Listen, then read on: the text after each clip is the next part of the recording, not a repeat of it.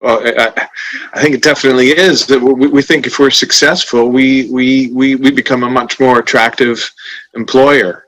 We know that following the pandemic, requiring people to be in the office is a competitive disadvantage for most organizations. Uh, every organization that I'm speaking with is offering some form of flexible working. It's become almost a requirement. And we think that by being able to offer a shorter work week, we'll be an even more attractive employer. Absolutely. But my point is this: there will be some workplaces where they always have to have a person doing the job, and they may have to hire extra staff as a result.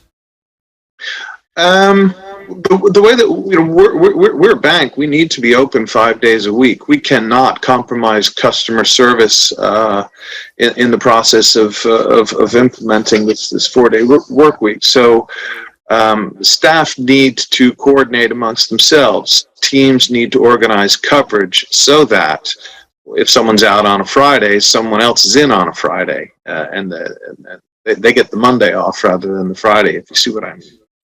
Gotcha. All right, Ed Siegel, well, good luck with the experiment, and hope to hear from you again in future about it. Thanks very much.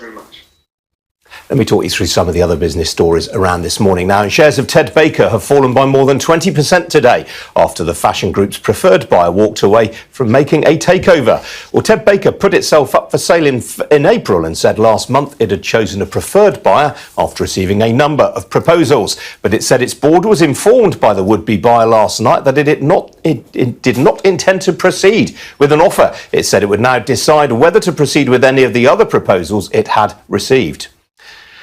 Biffa, Britain's biggest integrated waste management company, said this morning that it has received an indicative takeover approach valuing it at just under £1.4 billion. Well, Biffa, which employs more than 10,000 people and which provides household waste services to local authorities across the country, said the approach came from the private equity firm Energy Capital Partners. It said it would agree to the deal if a firm takeover proposal were tabled at that price. Well, shares of Biffa have risen by 28% this morning. And Pearson, the world's biggest education publisher, has sold its local courseware businesses in Italy and Germany for £163 million. The buyer is Sonoma Corporation, which is Finland's largest media group.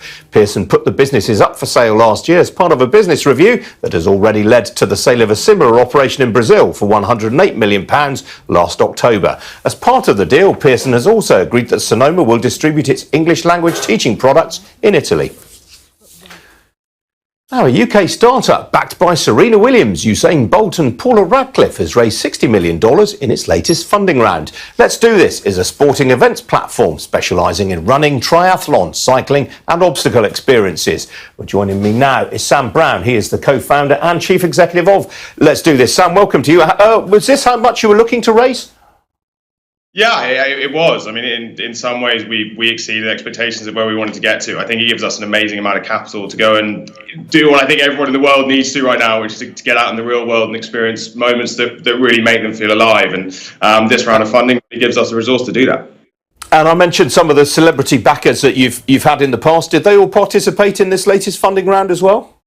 They've all continued to support the company, which has been really, really exciting. And it's been amazing. I think these people who, I think most of them were so talented from such an early age that sport was a very natural progression, whereas really what they're interested in doing and excited about is inspiring people for whom sport wasn't necessarily, and these experiences weren't necessarily something which came really naturally to them and was something that they were just definitely going to go and uptake. So I know how that they've been so supportive to spend time personally really talking to individual users one-on-one and saying, like, look, this is what a difference these events can make in your life, and it's been amazing to have their support.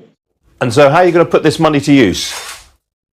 We really want to, it's been such a tough time for the industry, obviously, with COVID and the pandemic. I think we really want to do everything we can to support the amazing organisers and organisations to bring these experiences to more people. The market's gone through this incredible transition now. More people have started taking part in these activities than ever before. 3 times as many people started running during the pandemic than have ever done in any period of time before. And there's this huge amount of optimism and possibility to help these organisers put on and reach more incredible people with incredible experiences. So all this money is going to go towards really supporting those organisers, really supporting those partners to inspire more people to do incredible things. And so what's the business model? How do you actually make money out of what you do? Yeah, so we really help these organisers to reach new participants, and then we charge a commission to those organisers to bring them the new users. And so it's a marketplace for mass participation sports events. And really what's been awesome is it's given us the opportunity to, whereas the channels they did have were incredibly expensive and very inefficient, obviously the plights of Facebook have been well publicised, and we're really able to give them this new channel to reach new participants, new audiences, and engage with this new generation of people who are wonderfully obsessed about trying to fight against spending hours doom scrolling through Instagram and really want to go and share these experiences with people they love and people they care about. And so we bring those new audiences to the organisers, and we charge commission for bringing those people in. And you've just partnered with Great Run Company, which is of course the organiser of the Great North Run. Is that one of your biggest client wins to date? Yeah, it was amazing for us. I think Paul Foster there, the CEO, and Catherine who runs all the marketing have been just an unbelievable partner to. I think when you're building a startup, you need some people to put faith and confidence in you early. And I think the fact that they were there and willing to really back us early on was spectacular, and the growth that we've been able to show and deliver for them and the partnership we built with them has been incredibly special. They obviously put on some of the most spectacular experiences in the world. We were doing a recent sort of study with them around some of their participants, and the impacts of one person signing up to a Great Run Company event is 10 deep. So for one person who signs up for a 5K, 10 of their connections have a positive physical or mental health benefit. So it's a really incredible organisation who have been brilliant for us and has made a huge impact. And any thoughts on perhaps expanding the repertoire of offerings? Could you go into, say, white-collar boxing, for example? I'd probably not compete myself unless that was a sort of offer up. I don't know how we go, but I think the whole point for starting the company was that we were depressed about the fact that increasingly there's trillions of dollars trying to make us look down more and look up less and become more influenced and less inspired. And so we always wanted to try and build the online company that gets everyone offline. And we started with mass participation sports events as a really exciting entry point, but we want to make sure that we're the marketplace for all offline experiences, and we want to inspire people, whatever they're passionate about, whatever they're doing, to inspire them to really spend time with people they love in the real world doing the things they care about. So if that's white collar boxing, again, I'm not sure it'll probably be me in the ring, but that sounds brilliant. No, nor me either. Sam, good to talk to you. Thanks for joining me. Thank you so much. I did the Great North Run a few times in the dim and distant past. Not sure I could do so now. Anyway, coming up on this programme, investors are looking again at commercial property. I'll be hearing from the fund manager of LXI REIT, one of the UK's leading landlords. Don't go away.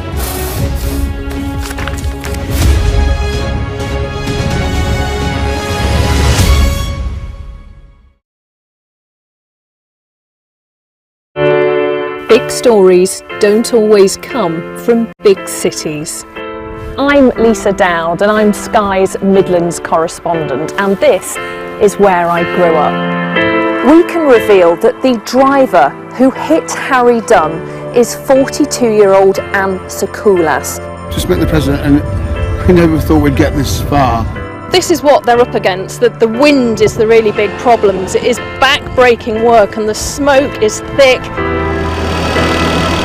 It's been working well. Water levels are dropping, but no one knows what impact further rain will have. What would you do if this place wasn't open? We take you to the heart of the stories that shape our world. It's really scary, we're terrified. In this community, I'm told that everybody knows someone affected by COVID. Hopefully this will be the last wave. I never knew they would make it. It's amazing. Change seems tantalisingly close in this corner of the UK. Wales was the first to introduce the plastic bag charge. This is my patch, my specialism. It's also my home.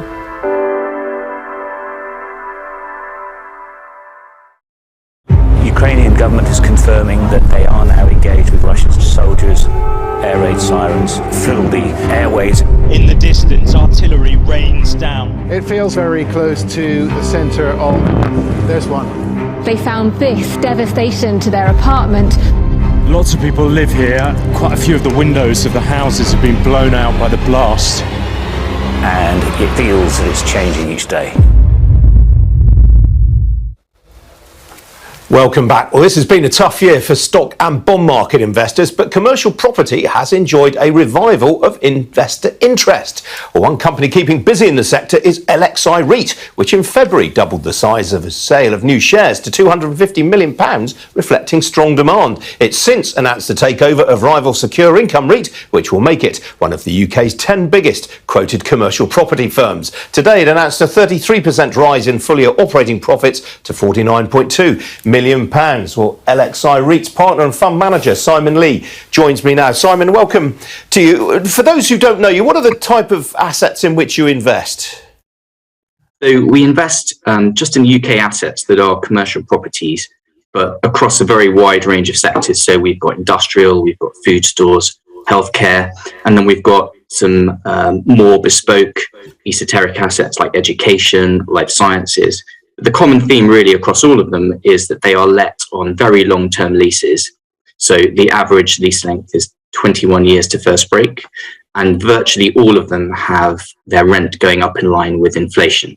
So that puts us into a very comfortable position in this type of climate when interest rates are rising, but so is inflation. But I think you cap out rental increases at 4%, is that right? That's right. Our average capped rate is 4%, but we also have a tranche that is completely uncapped. And when you add in the low cost of debt that we have, even with an average cap of 4%, then per share, that means effectively investors are getting 6% per annum growth. Now, you mentioned there you're in quite a wide range of different sectors. Has rental demand been pretty evenly spread from sector to sector, or are you seeing disparities? Yeah, it really kind of moves over time, and I think that's behind the strategy that we have, really, that we don't want to be allied into one particular subsector, whether that's industrial or food stores. We like to go across different subsectors so that we can move with the demand of our particular tenants. So I think we do focus principally on sectors that are non-discretionary. So, our biggest sectors are food stores, industrial, and healthcare. And across those subsectors in particular, demand remains super strong. We've now got over 70 tenants, and there is pretty much no day that goes past without one of our existing tenants looking to expand. And because we can provide capital for them that's not just passive, by which I mean we can help construct new buildings for them, we can do sale and leasebacks, we're always helping them to expand. And so that puts us really on the front foot of being able to get tenants who are in a good, strong position and are keen to pay sensible levels of rent. Now, as I mentioned in the introduction, you're in the process of buying Secure Income REITs. What's the rationale behind that deal? Well, I think if you strip back what appear to be complexities around a sort of public M&A transaction, things like exchange ratios, we see this really as just a really good property deal. So an incredibly rare opportunity to buy £2.3 billion worth of long income assets, where the average lease length is 30 years to first break, and 99% of their income is inflation linked. And because we're doing it through a REIT to REIT merger, we're not paying the standard property costs that you would pay if you were just buying property assets. So instead of paying 7% costs on entry, we're only paying about 1%. So what that means is we're getting this huge portfolio at an effective net initial yield of over 5%, which is really accretive. I think on top of that, there's obviously good stuff around the increased scale, which gives more liquidity, and in a rising interest rate environment allows us access to the cheapest debt, the cheapest equity that's there. I think the sort of final but not least point is that they've got a great team of property professionals, and to be able to work with them going forward is a great way to expand what we do, both from a contacts perspective and also from an investment perspective. Now, your portfolio has already grown pretty rapidly. You've acquired 65 properties during the last 12 months. I presume as you bed in Secure Income, there isn't going to be so much room for going out and buying other things this year.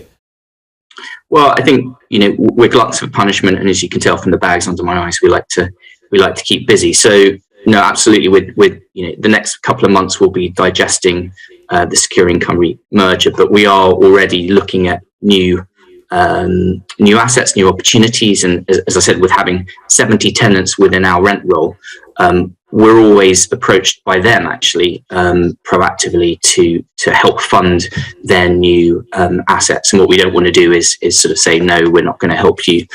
We're focusing on ourselves. So I think, over the next 6 to 12 months, you can expect to see from us what we always do, which is buying into new assets, funding our existing tenants, and also recycling our capital through disposing of existing assets, because we always want to keep the portfolio future-proofed. All right, Simon, good to talk to you this morning. Thanks very much indeed for joining me. Hope to see you again in future. My pleasure. Thank you.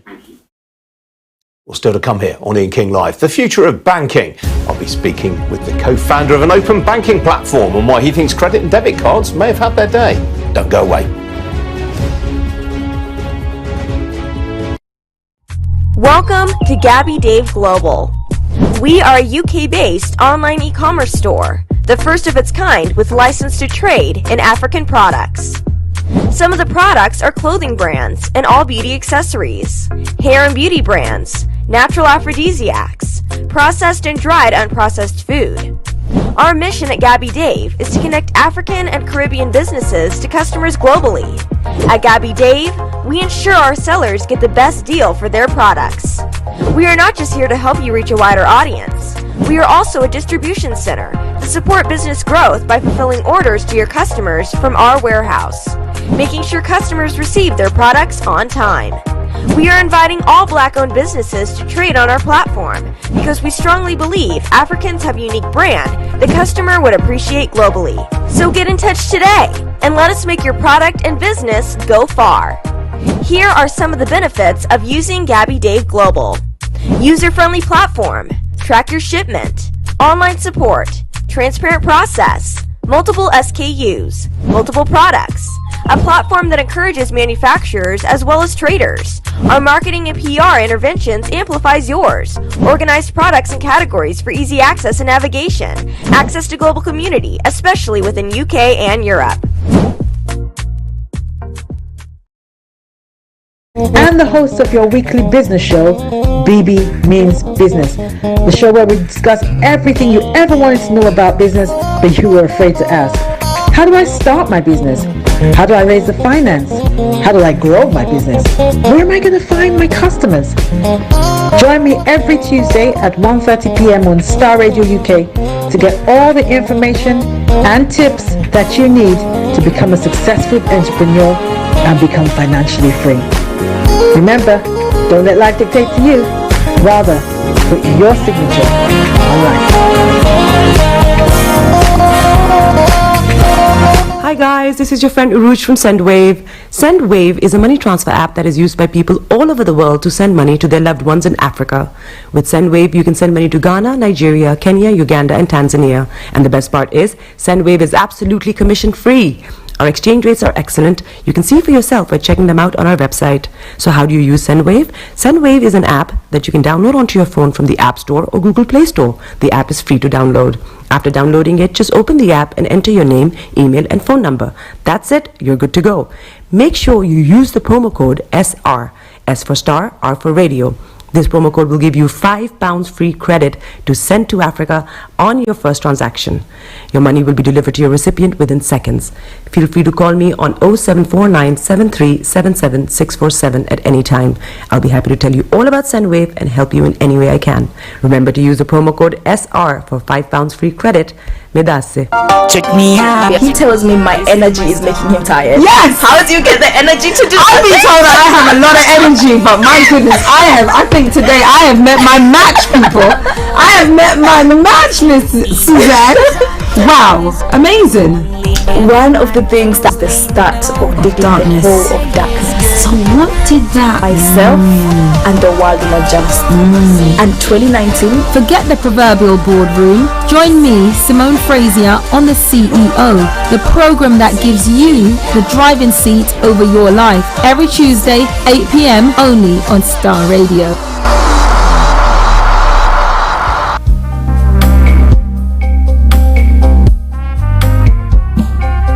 Are you looking for the fastest, reliable, and trustworthy door-to-door shipment company? Well, look no further. When was the last time your family received a shipment back in Ghana on time and in time? You are not sure? Well, Lamb Shippers, we pride ourselves with being the fastest, reliable, and trustworthy shippers you can use. You are assured of a prompt pickup anywhere in the UK by our personnel. They also make sure your items are well packaged to get to its destination in time. When it comes to door-to-door shipment, look no further. Well, Lamb Shippers, contact us on 07939009321 or 07498911820. Or you can visit our website www.welllamp.co.uk. You can also drop us a mail, info@welllamp@gmail.com. Well Lamp Shippers, fast, reliable, and trustworthy.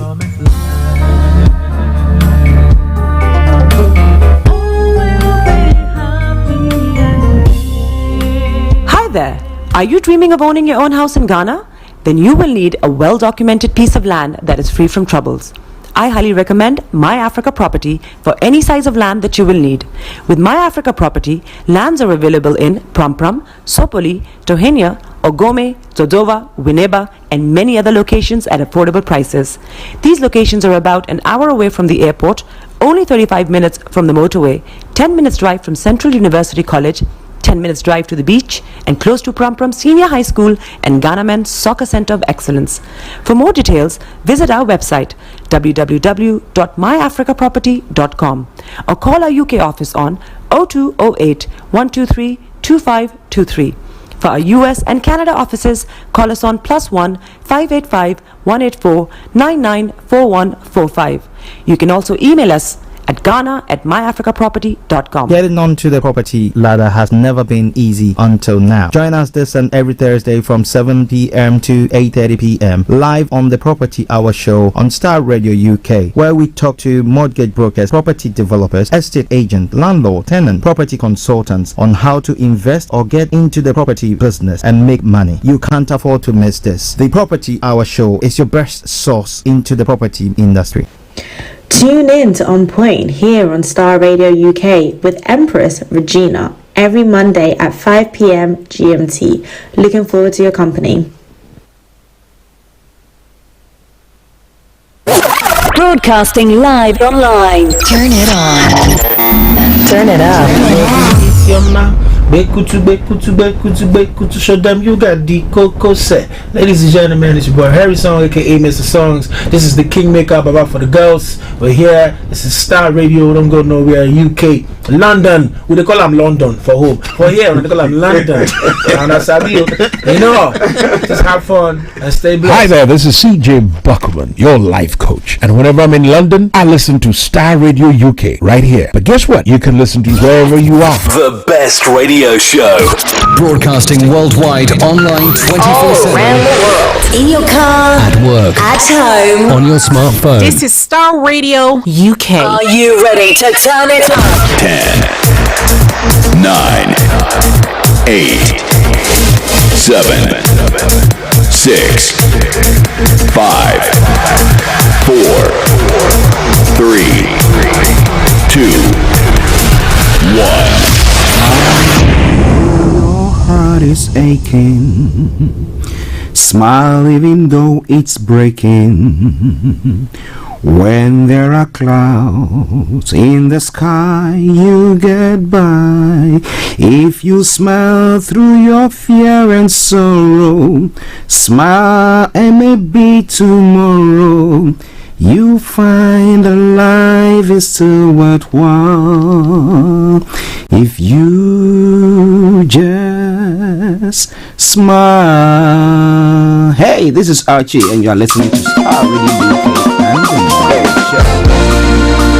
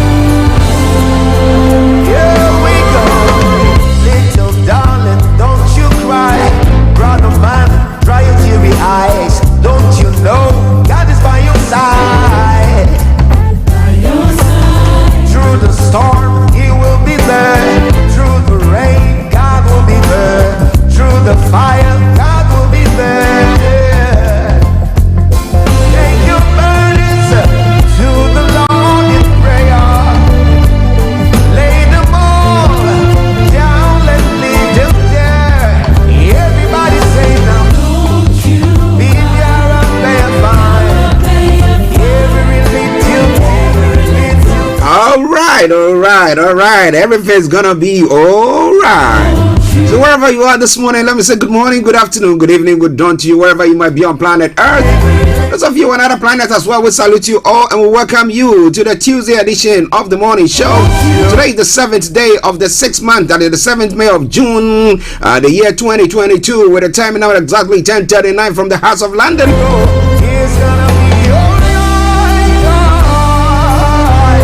But to those of you on other planets as well, I say a massive hello. Is someone home?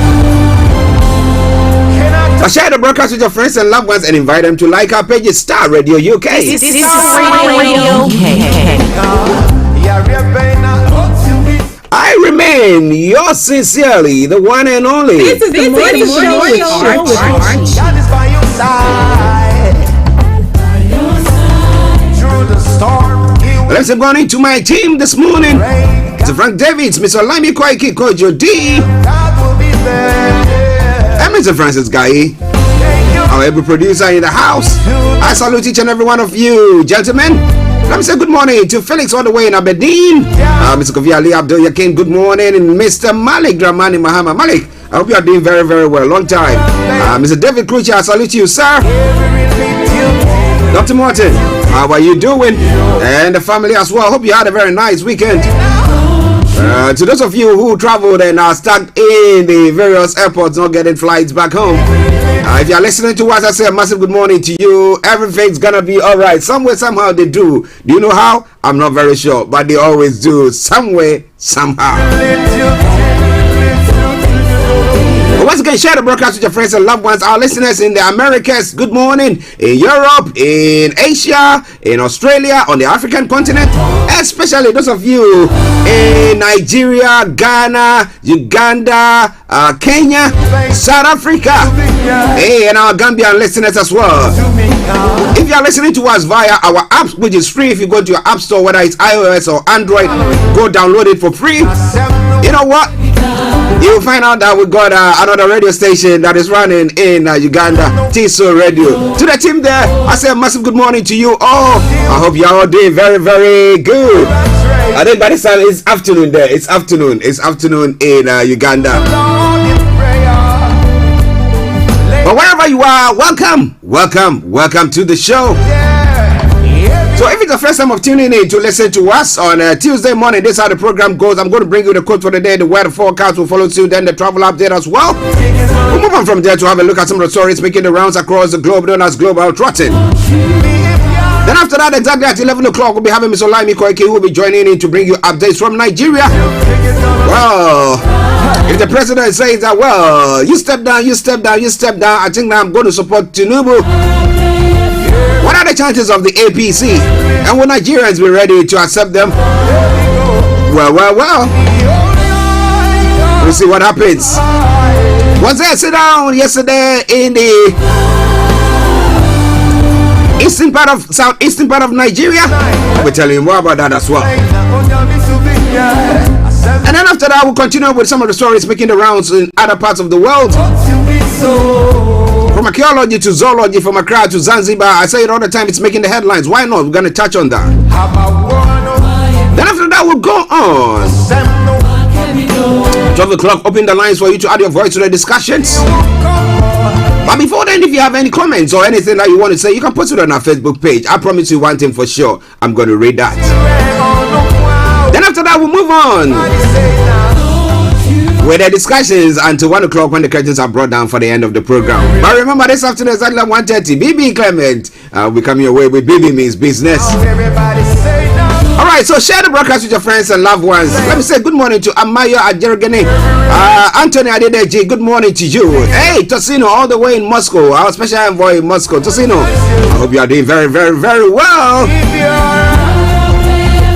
So once again, welcome to the show. 10:44 the time. Let's start it. Yeah, something playing in the background by Akasi Brimpong. Say everything's gonna be alright. Some way, somehow, they do get alright, don't they? They do get alright.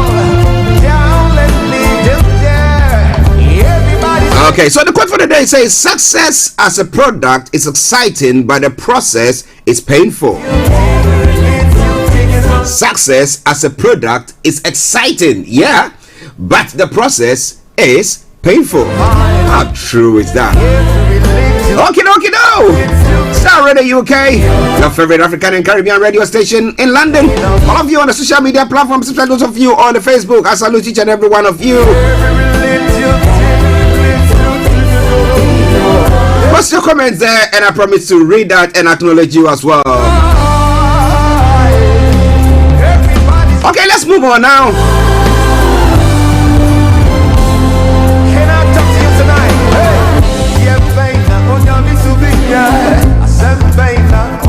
And when it comes to the weather front, what does the weather have in store for us today? I was leaving home and I thought, I've done some wash, and I thought, do I take it out? Do I leave it out? I was like, I wasn't sure exactly what is going on. But well, let me tell you exactly what is going to be for those of you in London and the southeast of England. This afternoon there will be a mix of patchy cloud cover spells of sunshine and the odd isolated showers in places. It's going to be warmer than of late. And tonight will start largely dry with a variable cloud. It will then cloud over with a band of showery rain sweeping in from the southwest through the early hours. The rain will fall heavy at times, so if you can, avoid it. Now, the temperature is going to be 21 degrees. The lowest is going to be 14 degrees. Pollen level is going to be very high. UV level is going to be moderate, and pollution is going to be low. Sunset 21:14, and sunrise for tomorrow morning 04:45 hours. And that brings us to the end of the weather forecast for you. For those of you in the south of London and the southeast of England. Can I get you to try something tonight? Are you ready? Alright. Okay, to the left, to the right. Let's go to the travels. Yes, because you need to observe all the instructions, whether to the left or to the right. But let's quickly go to your travels. 10:46. Check it out. Keep your eyes on the road. Anything that you will never do. Keep your eyes on the road. This is Starr Radio UK. Okay, so keep your eyes on the roads. Keep your eyes on the road. So keep it updated. I promise I'm on the Starr Radio travel update that comes to you every weekday from 10:40. It's now 10:46. Now on the underground, I can tell you shortly, unlike yesterday when we had lots of events and incidents there, today it's all in good service. London Overground, DLR, London Tramlink, good service there as well. Now moving on straight to the major roads in London, the A4 and Central London road routes have all got closures. If you can avoid that, do your best to avoid them. And let's move on straight to the river bars. On the river bars this morning, apart from the Woolwich Ferry that's got a special service, all the others have got good service. Now on to the final segment of the travel update. That's the National Rail this morning. First Trans-Pennine Express, Great Anglia, Northern Rail, and ScotRail have all got special service. Transport for Wales has also got minor delays. That aside, all the others have got good service there. And as I say all the time, good morning, good afternoon, good evening, good dawn to you wherever you might be on planet Earth. Enjoy your commute for today, but you know what? Continue to keep those eyes on the road.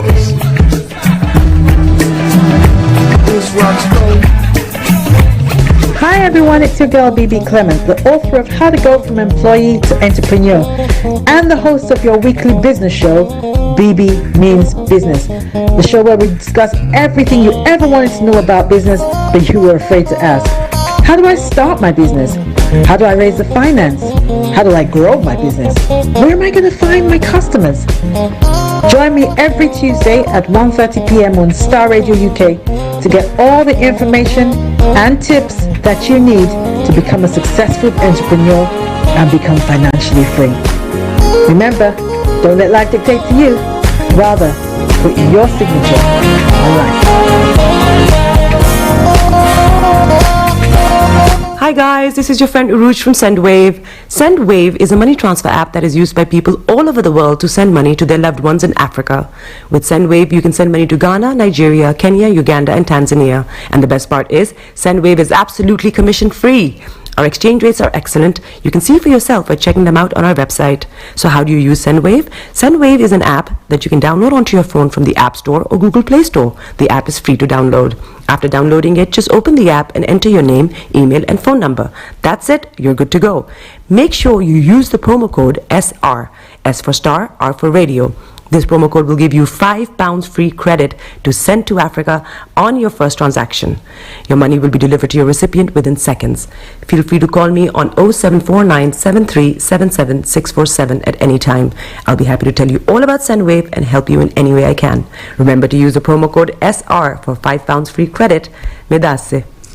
Welcome back to the program. It is Star Radio UK, your favorite African and Caribbean radio station in London. I'm bringing the time in exactly 10 minutes to the top of the hour, and therefore it is now time for Global Trotting. So wherever you are, as I say all the time, if you are standing, hold on to something, and then if you are sitting, sit very comfortably. Buckle up though, but get yourself a hot or cold drink, whichever is appropriate, and let's take this journey. The journey not to unknown, but a journey to the known, because we'll be going to bring you all the stories from archaeology to zoology, from Accra to Zanzibar. We're going to bring you all. If it's making the headlines, why not? Okay, now, but one of the stories, or some of the stories that we're going to be looking at when Mr. Olayomi comes on, APC presidential ticket, Adamu's consensus plot fails, 21 aspirants in battle royale.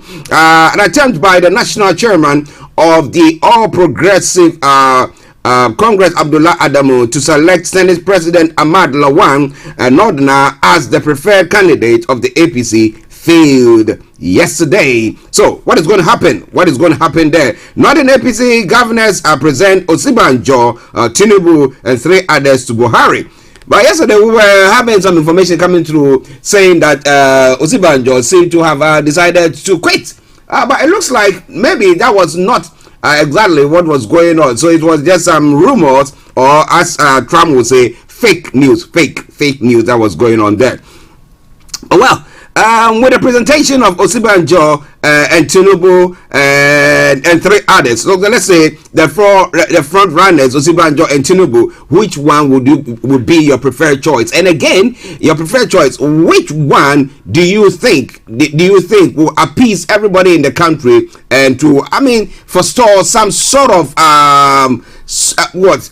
security or peace in that part of the world? I'll be bringing you more on that in a moment once we have Mr. Olayomi on exactly at 11 o'clock. But wherever you are, there's lots more that we're going to be looking at. Ejiofor, who insisted that his chief driver and 2 of his domestic staff who were arrested during the invasion have committed no crime known. The law described the security operatives as murderers. Well, that is Nnamdi Kano's lawyer demanding release of his workers 1 year after military invasion of his house. We say we live in some democratic world, but at times I ask myself the questions, some of the issues that goes on there. I ask myself, are we actually practicing democracy, or some people having power and just wielding their power over you, ruling over you? They're supposed to be serving us for real. My goodness. Well, maybe when the Africans will rise up, we'll come to the realization that this is not what it's supposed to be. They're supposed to be serving us. You are supposed to be our servants. You're supposed to be seeing to it that things are working out with us, but not that the other way around.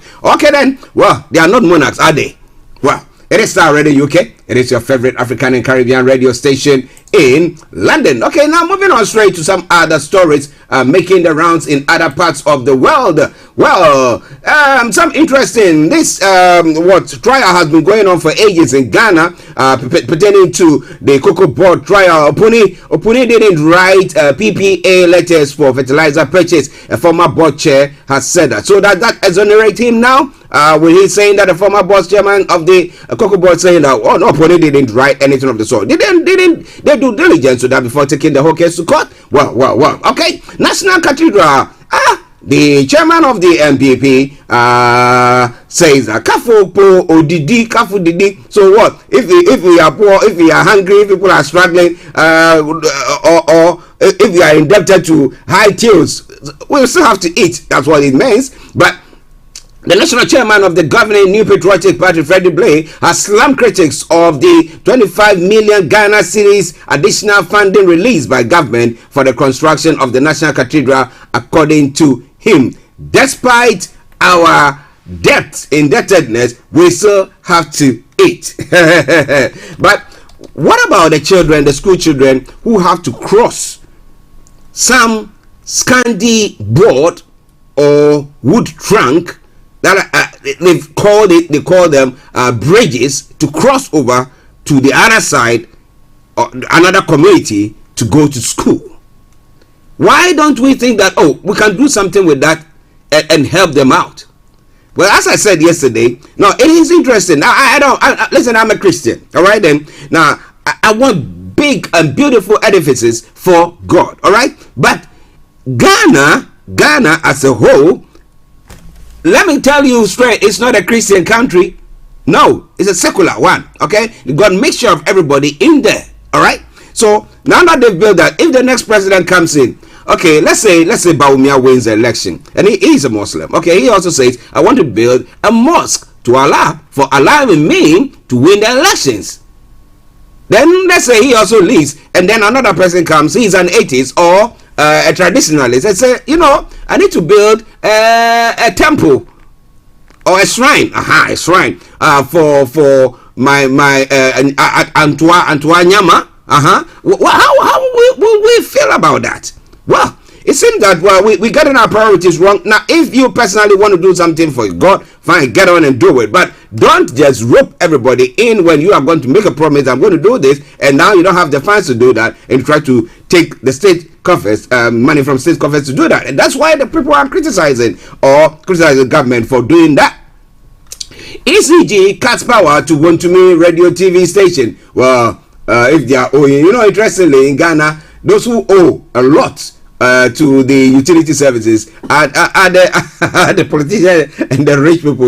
They have the money, yet they don't want to pay. Well, it is Starr Radio UK. Now, treason felony. State files bail of indictment to prosecute Oliver Vamawo. But in the past few days, there have been lots of statements coming from various quarters talking about the fact that if care is not taken, if the telltale signs are not read and addressed, issues are not addressed, that could lead the country into a coup d'etat. Now, why don't they go and arrest those people? Because they are saying so. Now, at times we want to bury our heads in the sand, assuming that nothing is going wrong. But when reality is going on, I bet our leaders should wake up and smell the coffee. What about that? Starr Radio UK, your favorite African and Caribbean radio station in London. Now, interestingly, the ex gratia that's been given to one of the Council of State, a member of the Council of State. Okay, I don't know whether it's a past or now it's currently with that is Togbe Afedi. He has come out to say that 365,000 Ghana cedis is inappropriate for part-time Council of State work. Now, this is something that's been enshrined in the Constitution, and therefore they are supposed to be given whatever ex gratia, blah blah blah. But for the first time, so I'm asking the question: how many times have you been on that board, the Council of State? Is it the first time that he's receiving that and decide, no, I don't want to receive it, or has he taken it in the past? And that one was okay because of maybe if it was at the time maybe say 100, but now because of inflation and everything that's going on has been pushed up to this 365. Now, if he's saying that, do you think that all members of the Council of State should all come out to say, look, we think that we are doing just a part-time job, like the board of directors for various companies as well, they go meet for once and they are taking all those monies. Now, do you think that maybe it's time to call that? And so we just have to reduce the sum of money, because looking at what they are putting in, they shouldn't be taking that out, okay, as ex gratia. So that's what Togbe Afedi says. What do you think about that? I want to know what you really think about that. Now, moving on straight to other part of Africa. AU pays tribute to Burundian soldier killed in Somalia. Well, we say may his soul rest in perfect peace as well. Now, Catholic priests have visited scene of Sunday's massacre in Nigeria. Very sad one that happened. Mali's minister hopes to see ECOWAS sanction lifted soon. All right then. An opposition leaders in charge sentenced for disturbing public order.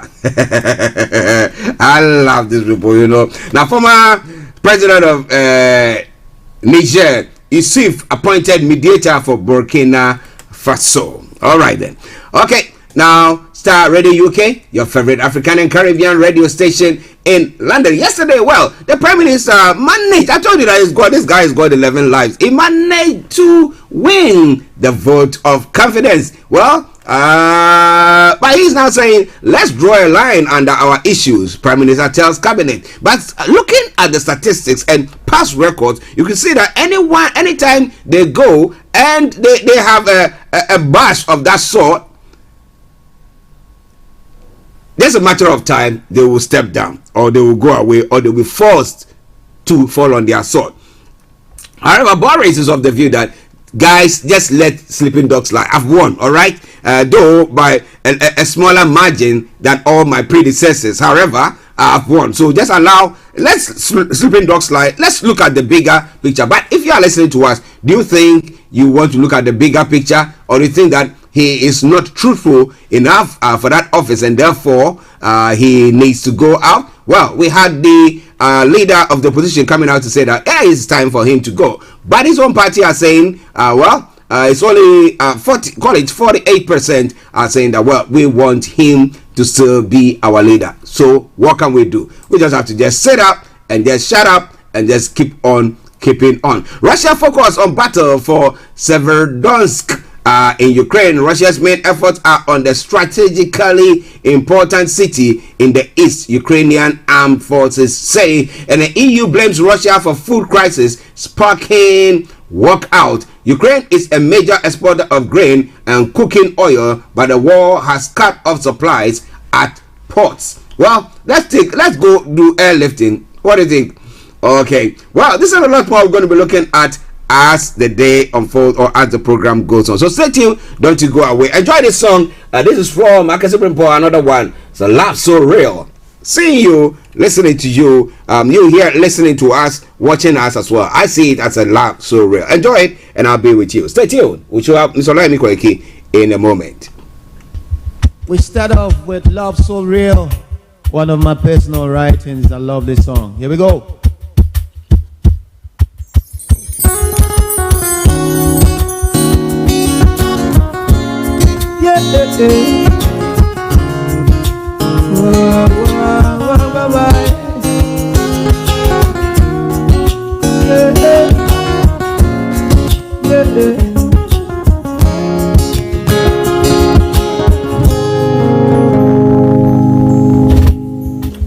Jesus, like a hero, took my pain and sorrow, and you touched my heart. I didn't know you could so glow on the path so narrow, and in my heart a hollow, and you filled my soul, and now I know you love me so.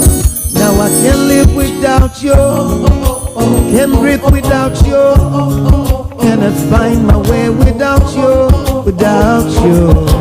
I'm no good without you, I ain't cool without you, cannot go a day without you. And I can't explain your love, love so real, so real. And I can't contain it. Jesus, your love, love so real, love so real, so real, real love, so real, real love. Jesus, your love, real love, is so. This is Starr Radio UK. In your car, at home, On your smartphone. Jesus, your love, Broadcasting worldwide, online 24/7.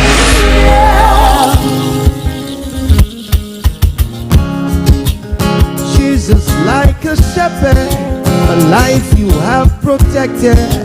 Through the raging sea, you've been my peace, my comfort. You are a mighty tower, and I run to you for cover. When I'm walking in harm's way, you send a ray. No, I won't stray. No, I can't live without you.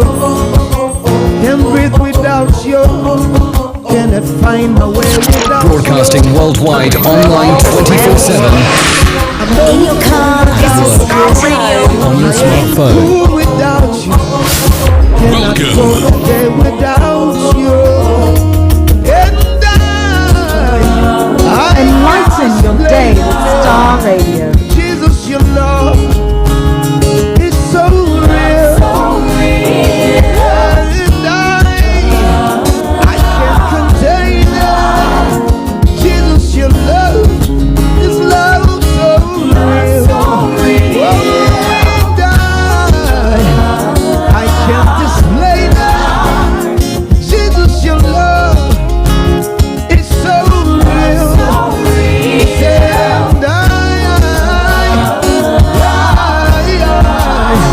And Jesus, your love, it's so real.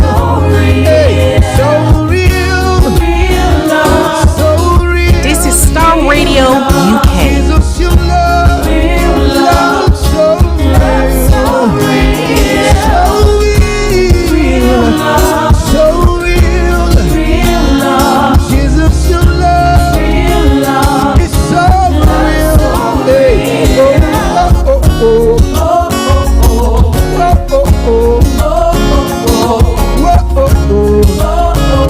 It's so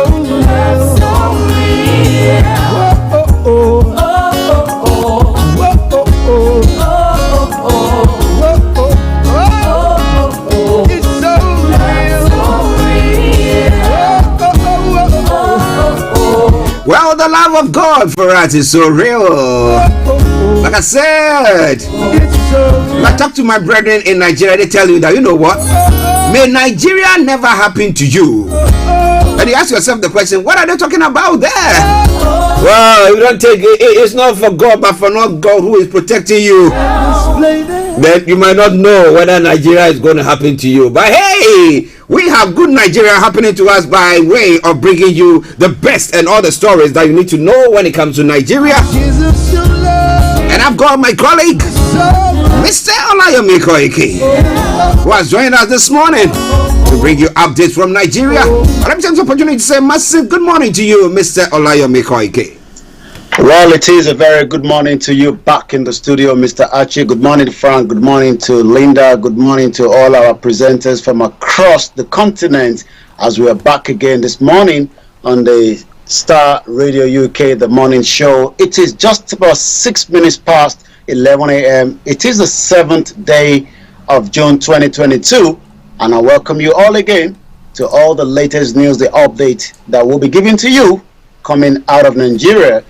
Just today being the big day for the APC, where they will determine who from their own political party takes the candidate of the president aspirant.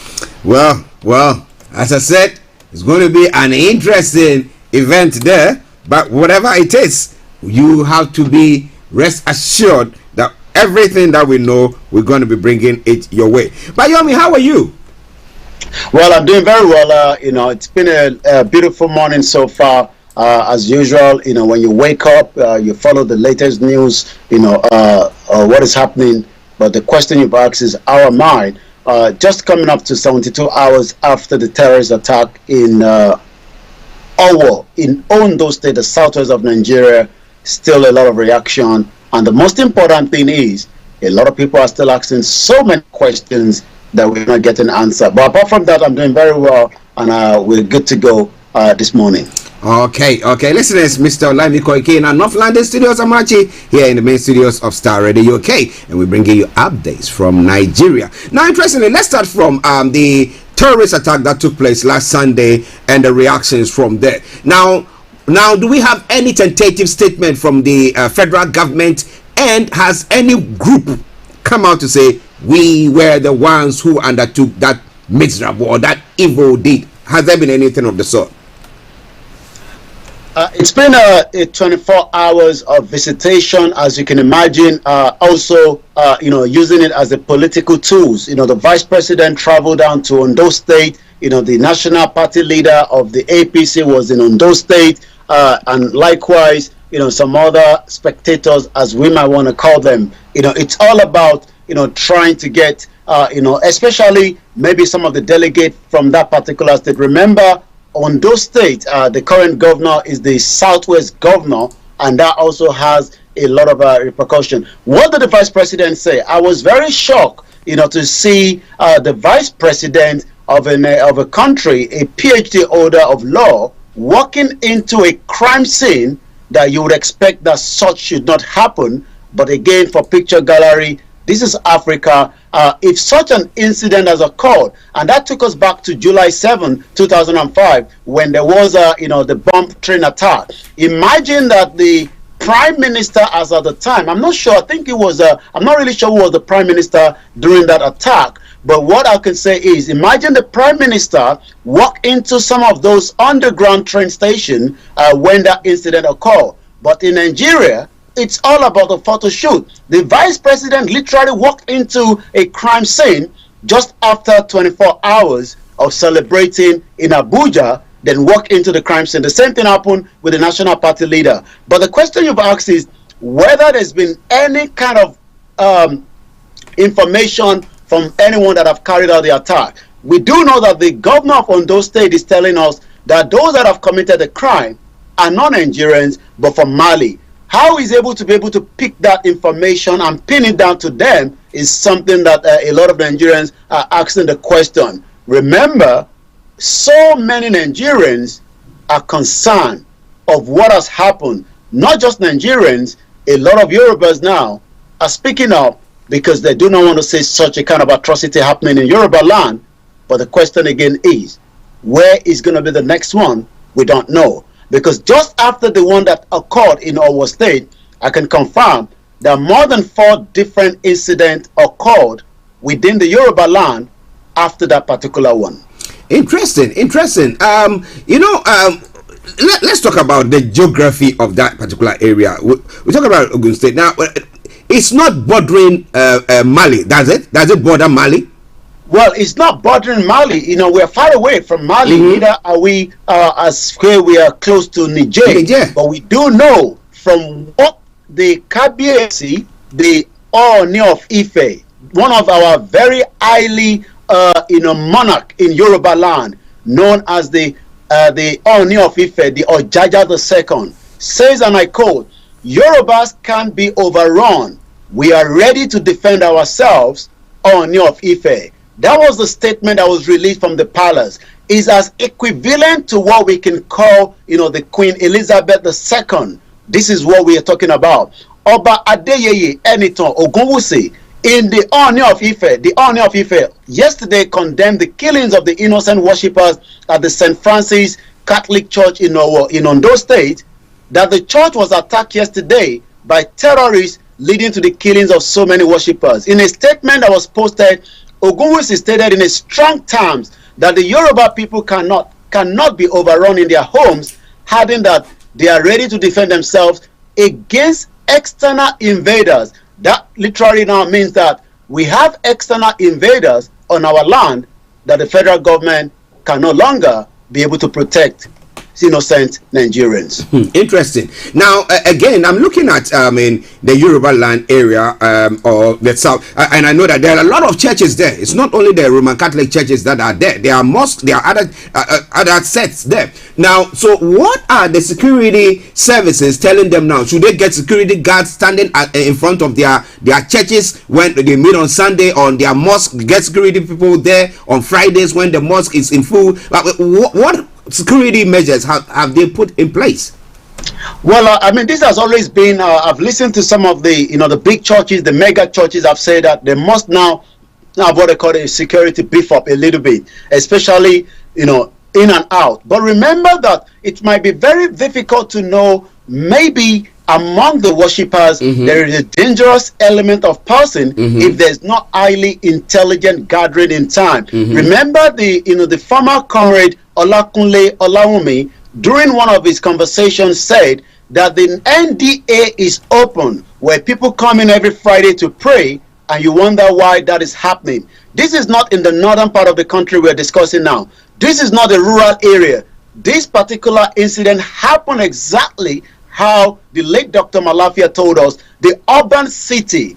This particular church also have one of our king very close to it, sharing the same compound, where we were told that the terrorists were able to pass through. But the question again is, from the information that we received, if 4 of these people, terrorists, were able to commit this atrocity, how many of them would have done more carnage should they come in the middle of the night? But there's a message that is still coming out to the Yorubas to become more vigilant, and this was coming from a particular group. And I'm just going to quickly, this is a committee on chapter of protocol, 7-point demand from the Southwest governor to avert a further massacre and act of terrorism in Yoruba land. Leaders of the thought in Yoruba land coming together in a quick response to the murderous killings in Owo, hereby declare and make the following demand. I'm just going to mention one. The governors of the Southwest should immediately embark on an operation sweep terrorism out of Yoruba land.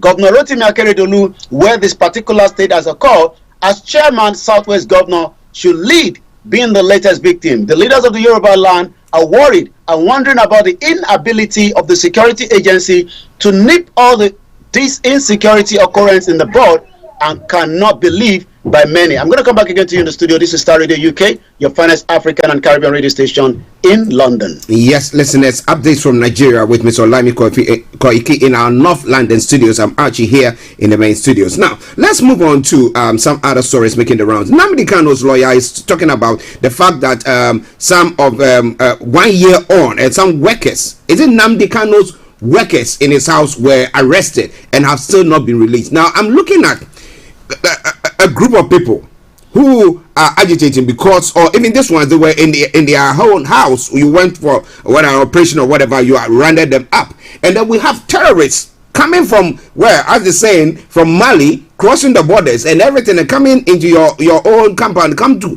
cause carnage, and up to now they've not released these individuals. Now, what is the lawyer saying? Well, we know that there was what we called Nnamdi Kanu lawyer house was attacked.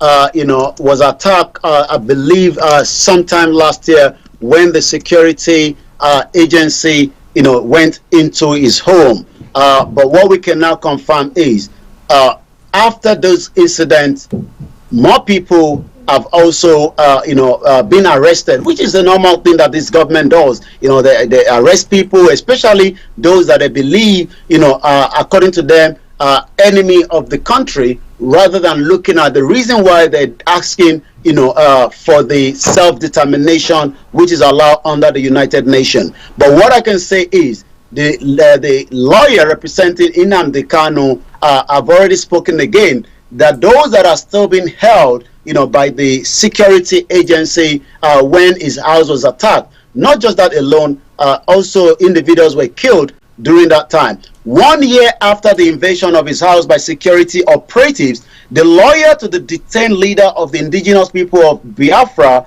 Ifeanyi Ejimafo, yesterday demanded the release of 3 staff members who are still being kept in detention. While describing the 6th June 2021 as a Black Sunday, just as we saw the Black Sunday in Owo State, he said the attack on his house in Orifiti, Anambra State, were aided by 2 native doctors whose bodies were dotted with charms. It looks like when the security agency are moving to invade a house, they probably have to carry some kind of native doctors, just as they did. 3 of them were carried along during the assassination attempt on the lives of Chief Sunday Igboho on the 1st of July 2021. We have evidence that 3 traditionalists were carried as among 500 security operatives, and some of them were mercenaries that arrived into the country prior to that attack on his life.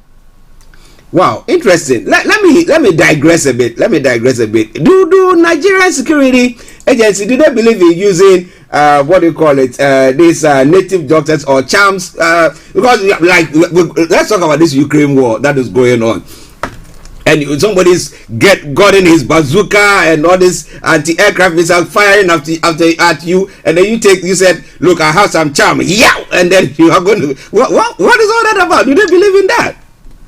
Well, let's bring it down to the African context. We do know that there's a power that has been given, and this has been what we've been using before the Western came in and destroyed what we belong to and what we are as a traditionalist, and before the religion was brought on us. We used to practice certain things. We practice these things to guide ourselves, to protect ourselves. But now in 21st century, the government believes that some individuals probably have what I can call an extraordinary power, and somebody like the barrister, maybe they believe that he has a kind of a different power as a normal barrister that has been doing his job by bringing in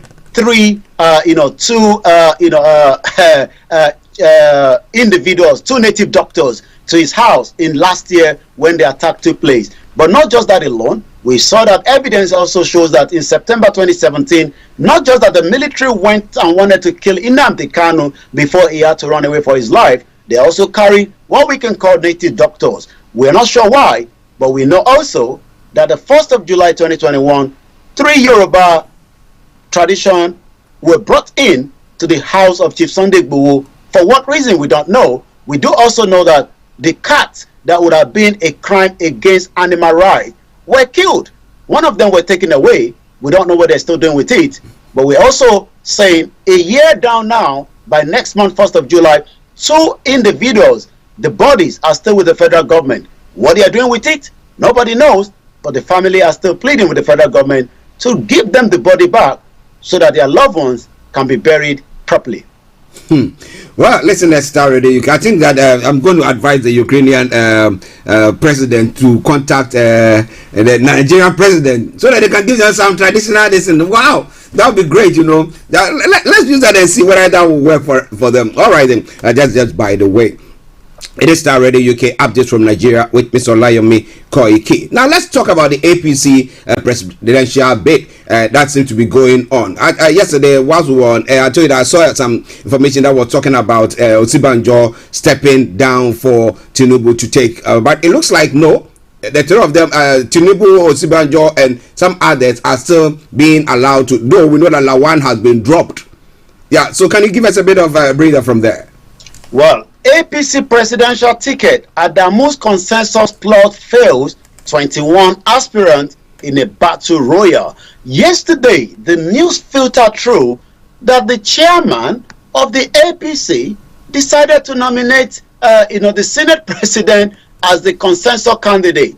That led to a kind of revolution, a kind of revolt by some of the governors of the state. And I say that the northern governors are just playing the game along to what they've all prepared. And this is just my own opinion. They do know that there's tension in the southwest. They know that there's tension in the southeast. Let us zone into the south and let them deal with it without anyone in the north getting involved. But the last thing that they also want is this chairman of the party determine who is going to be the consensus candidate. So an attempt by the national chairman of the All Progressive Congress, Abdullahi Adamu, that also had to lock himself away from Abuja because they were looking for him to select the Senate President Ahmed Lawan, another northerner, as the preferred candidate of the APC failed yesterday, as both the presidency and the 12 northern governors of the party openly distanced themselves from the move. Adamu had summoned a meeting of the 25th member while the APC national leader was in Ondo State, while the vice president was in Ondo State. He had to call a meeting, and in that meeting, he decided to nominate the Senate president. At the meeting, Adamu involved the NWC that Lawan was the anointed candidate of the party, a move which was not accepted by all the members. But as we have it right now, beef up security all around Eagle Square. All is going to kickstart in about 5 hours from now, or 6 hours, at about 6 p.m. By 10 p.m. local time, we will find out who is going to be the candidate of the APC. But it looks like Tinubu is not backing down. Neither is Osinbajo backing down. Neither is those that are also part of these, consensus are all backing down. And as I speak to you right now, you can imagine there is a political situation in the country, and everybody, even Yaya Bello, a governor that has not paid salary, that wants to become the president, he says, I will turn Nigeria to become as good as you can think of. But those in Kogi State, in his own state, are asking the question, when was the last time civil servants were paid their proper salary? He's also saying he's not stepping down. This is what is going on in Nigeria. As you can think of it, there's a lot of drama.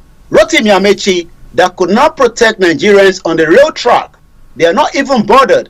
28th of March, Nigerians are still held in the capacity of the terrorist den. Even one woman has to give birth.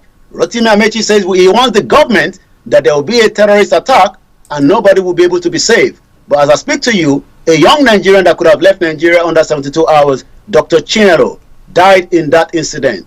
Multiple numbers of people are still in the capacity, but these are all saying we can turn things around and we have to wait and see 10 p.m.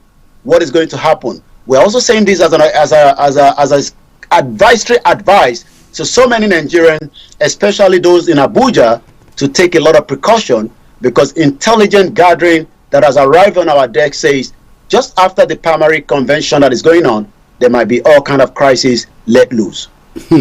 Well, is there going to be crisis let loose, or what is going to happen? It's all coming away from Starr Radio UK. But if you look at it, looking at the various candidates that have been put across, whatever their stands are, who do you think is in pole position? Well, the way it is right now, there's evidence based that the whole thing, since they couldn't come up with a consensus candidate, somebody's going to cry, somebody's going to accept defeat, somebody might be coming back home, somebody might be smiling. But as it is right now, there's a lot of gladiator on there. We still have Tinubu that says he will fight it to the last man standing. Osinbajo doesn't seem to be backing down. Rotimi Amechi is not backing down. Yaya Bello is not backing down. Likewise, Ahmed Lawan, a favorite to some people in the north, as it has been shown by that. So what we can say is the four people that I believe that will be facing this battle, there might be some, like we've seen, will probably back down towards this convention that is about to take place. Ahmed Lawan is on the table. Bola Tinubu, Rotimi Amechi, Yemi Osinbajo. These are the four that I'm sure they will have to fight their way through. And are they all from the south? Ahmed Lawan is a northerner. Bola Tinubu is from the southwest. Rotimi Amechi is from the southeast. Yemi Osinbajo, the vice president, is from the southwest. But we see whatever the game is, Nigerians will finally know. They've tried to postpone it so many times, but they can't push it as anymore. This has to come true, and this is the final battle. Well, listeners, what do you think about that? It will be an interesting thing, but we'll be monitoring it very, very closely. We'll be bringing you updates of it. I promise you that in the night, even when the results come in, I'm sure Mr. Olayomi will put it across for you to know exactly what has gone on, for especially those of you in the diaspora. But it is still Starr Radio UK. As to whether this election is going to take place, as to whether you're going to take your card, your PVC to vote, questions, lots of questions are being asked. Do you think maybe nominating somebody from the south will appease those in the south, and those who are agitating will think that, well, our savior has come and maybe something new is going to happen? What do you think? Let your comments come through and we will read them out. But let's go back to Yomi for some of the other stories making the rounds. Over to you, Yomi. Thank you so much. You're still watching the Starr Radio UK, the morning show update from Nigeria this morning, the 7th of June 2022, 27 minutes past. Let's quickly take some of the other headlines as well. Top University, Uni Abuja dismissed 2 professors over sex for grades. It's not the first time this is happening, but we see that quite often. Let's look at some of the other political parties. SDB presidential screening report advised female aspirant Okunla to step down. Also, imagine you have to spend the rest of your life after this individual, a 71 million naira fraud, court jails a 73-year-old Lagos resident for 24 years imprisonment. So we have to say how long he's going to have to spend. If he has to spend 24 more years, that means it will probably be about almost 100 and something, or thereabout, almost 90 something, before it can be let release. But this is another very interesting one that we got to quickly touch on. I want Tinubu that he was playing a dangerous game with Buhari, the president. This is coming from the leader of the Afenifere, Ayo Adebanjo. The leader of the Yoruba Social Cultural Political Organization, Afenifere, Chief Ayo Adebanjo, has again recalled that he advised the All Progressive Congress APC national leader and a presidential aspirant of the party, Bola Tinubu, against supporting President Muhammadu Buhari. According to Adebanjo, stated this while reacting to several comments that trailed Tinubu's speech in Ogun State last Thursday, where the APC national leader proudly said he was the mastermind of Buhari's victory in 2015. You need to see some of what they've done as Nigerians in terms of skit comedy to portray how Tinubu brought in brought in Buhari to the government. I'm going to go straight to the social media because of time constraint this morning. Again, this is a response from the governor of Ondo State and the chairman of the Southern Governors Forum, just after there was a coup d'etat yesterday by the chairman to bring in Ahmed Lawan as a consensus candidate. Abdullahi Adamu, on a frolic of his own, my attention has just been drawn to the expensive joke purportedly enacted by the national chairman of the APC, Senator Abdullahi Adamu. The speculation is rife. The chairman took a flight of fancy and decided to make pronouncement beyond his competence. He has allegedly made public his preferred choice as the candidate of the APC for the office of the president in the next general election. This alleged pronouncement runs contrary to the position of the majority of the northern governors in APC and their counterparts in the south. Our agreement is unanimous on this issue. The office of the president should be contested for by a qualified person from the southern part of the country. All that we will know later on tonight whether the south gets the president ticket. Let's go straight to some of those information that is trending. APC presidential primaries is trending, as you can tell. Fulani is trending, and likewise yesterday it was a very powerful message from the one and only, the man of the people that have been spoken since the invasion of the Yoruba land. We're talking about Chief Sunday Adeyemo Igboho, popularly known as Sunday Igboho. He spoke through his spokesman yesterday that he is still pleading to all the Yoruba leaders. He says that they should forget about the rift. He's even telling them that if he has said anything wrong that they are not happy with, they should apologize. Let's listen to his voice and then I'll do a little bit more of the translation. Okay, Omode, okay, Agba, okay, Oponi, okay, Obìnrin, okay, Ọba, okay, Ìjòyè, okay, ẹ̀yin governors wa káàkiri ilẹ̀ Yorùbá, okay, ẹ̀yin senator, orúkọ mi ni Sunday, tí Sunday Adéyẹmọ tí gbogbo ẹ̀ mọ̀ sí Sunday Igboho. Lẹ́yìn náà, okay, gbogbo àwa ìdílé tí àwọn èèyàn wa wà ní ibi ìṣẹ̀lẹ̀ tó ṣẹlẹ̀ ní Ọ̀wọ̀. Ọlọ́run bá tó láyé tó lọ́run kò ní jẹ́ kí àrírò ẹ̀ mọ́. Ọlọ́run ó sì jẹ́ kí kó tó gbogbo ẹbí àwọn tí nǹkan ṣẹlẹ̀ sí ní Catholic Church ní Ọ̀wọ̀. Ọlọ́run bá mi tù yín nínú. Ọlọ́run ó dólẹ̀ mi gbogbo wa. Ẹ̀yin bàbá mi, ẹ̀yin màmá mi, ohun tí mo ń sọ òun ló ṣẹlẹ̀ yìí tí mo ń pariwo tí mo wá di ẹ̀ burúkú lójú ọ̀pọ̀lọpọ̀ ẹ̀yin gómìnà, ẹ̀yin sẹ́nítọ̀.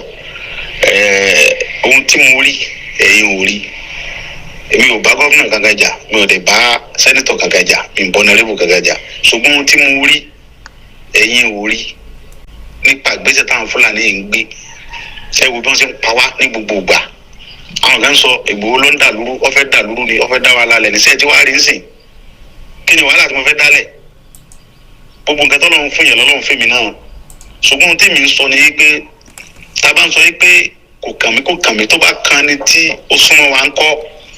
Òun ni mo ṣe ń pariwo yẹn wípé ẹ jẹ́ ká tètè fọwọ́sowọ́ papọ̀ pẹ̀lú gbogbo àwọn tó jẹ́ ọmọdé tó jẹ́ àwọn ọmọ tó láyà kíkanjú nílẹ̀ Yorùbá tájọ fọwọ́sowọ́pọ̀ tágbára wa. Okay, I'm just going to do a bit of translation, and as you know, he's speaking in our own local language, and that was released by the spokesman yesterday. Olóyè Sunday Adeyemo has spoken in the wake up of our church terrorist attack. He called on all Yoruba leaders to hurriedly organize a well-coordinated measure to mitigate the essential threat.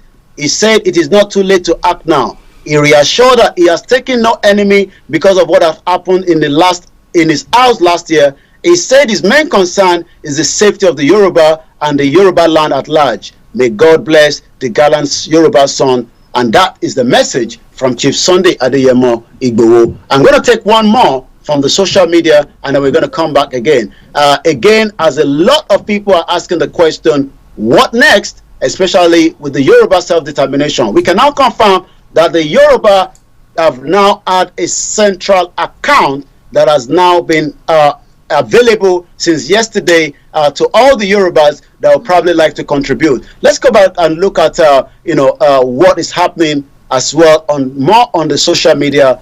Ilana Omo Odua worldwide. We wish to further state that the attack on Owo was directed by the Fulani Lord at Rotimi Akeredolu to keep his mouth shut. Aketi has been vocal in his demand for the Yoruba presidency of Nigeria. It was the brain behind the establishment of Amatekun that daily checks the herdsmen. Fulani is trending, Port Harcourt City is trending, and likewise, like I said, Owo massacre is trending, Nigeria is trending, Osibajo is coming, is trending. We will find out at 10 o'clock, but APC presidential primaries is trending. This is Star Radio UK, your finest African and Caribbean radio station in London. Because of time constraint, I'm going to come back again to you in the studio, Mr. Archie. Yes, listeners, Mr. Olayomi Koiki for you, bringing you updates from Nigeria. Like you said, we'll be following very closely to the selection of who heads or leads the APC to the 2023 election. We'll be following it very, very closely. But Yomi, before we go, Yomi, we can't hear you. Be rest assured that I'll be back again same time tomorrow at exactly 11 o'clock. But the only way you can listen to us is to download our apps on Star Radio UK. If you're sending money on to your loved ones, remember to use SendWave. If you're doing it for the first time, remember to use the code, which is S for Star, R for Radio, so that you can get a bit of discount. But the most important thing is follow us on all our Twitter, the Instagram, and the Facebook, and the YouTube on Star Radio UK, and that is the only way you can monitor. Let me quickly take 2 or 3 more comments from this side. Mrs. Comfort says Buhari knows about all these terrorist attacks because some of the terrorists are part of his government. Also, we also have a message from the, I'm just picking up one more. A lot of people are saying good morning. They're also monitoring the conversation, especially what is happening back in Nigeria and especially in the Yoruba land. But the most important thing is, don't touch the dial. God's beloved say, let our people watch out at our market. This is a very, very important. There are plans to attack our market, and like we say, let us remain security concerned. If there's anything, let us make sure we call all the security agency within the state so that we can save lives. And on that note, I'll be back again same time tomorrow. It is Star Radio UK. Bye for now. Bye-bye. Thank you very much, Mr. Olayomi Koiki. See you tomorrow. Well, listeners, that has been Mr. Olayomi Koiki bringing you updates from Nigeria this morning. But wherever you are, it is the Tuesday edition of the morning show. I am Archie. I'm going to bring you this song from Nigeria Patriotic Song and talking about peace for Nigeria. And then we'll continue with the show. Stay tuned. Don't you go away.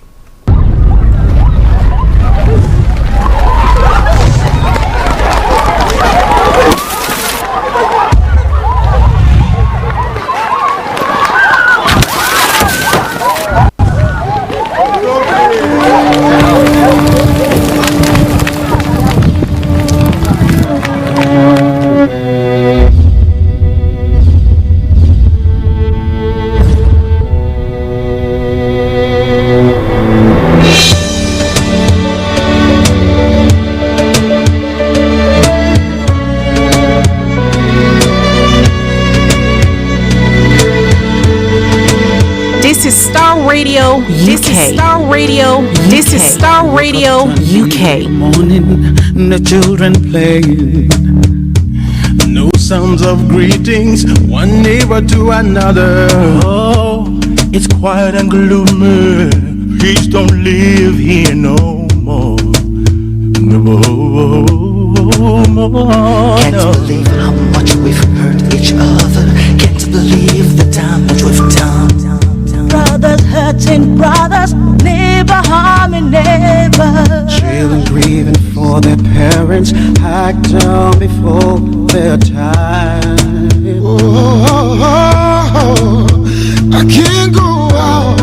I don't know who to trust. Fever's just the other of the day. Is the way we want to live? This is Starr Radio UK. With peace we don't have to grieve. When peace reigns, fear goes out the door. With peace we can work out our differences. Put an end to all the hate. With peace we don't have to grieve. When peace reigns, fear goes out the door. With peace we can work out our differences. Put an end to all the hate. Oh, I know you were hurt. The blow you've been down, so yes. It's deep like a knife, but we mustn't play back and There's no room in your heart for vengeance and hatred, no, no. And eye for an eye, so leaves everyone left. Hey, we have our differences, we cannot change things, making war. Without peace, all dreams are hard. without peace, there's no room to build. So much work to be done. To make Nigeria the country of our dreams.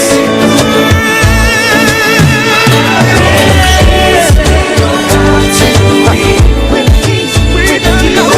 peace reigns, fear goes out the door. With peace we can work out our differences. Put an end to all the hate. With peace we don't have to leave. When peace reigns, fear goes out the door. With peace we can work out our differences. Put an end to all the hate. Wake up everybody, it's time to build a new day. Enough's enough, let's put the past behind. This is Starr Radio UK. It's only when there's peace and build a new Nigeria. Enough's enough, let's give peace a chance.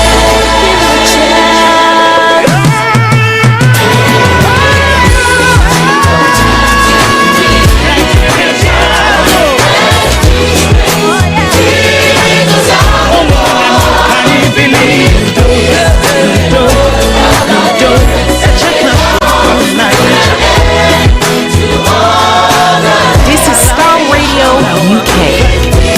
Broadcasting worldwide online 24/7.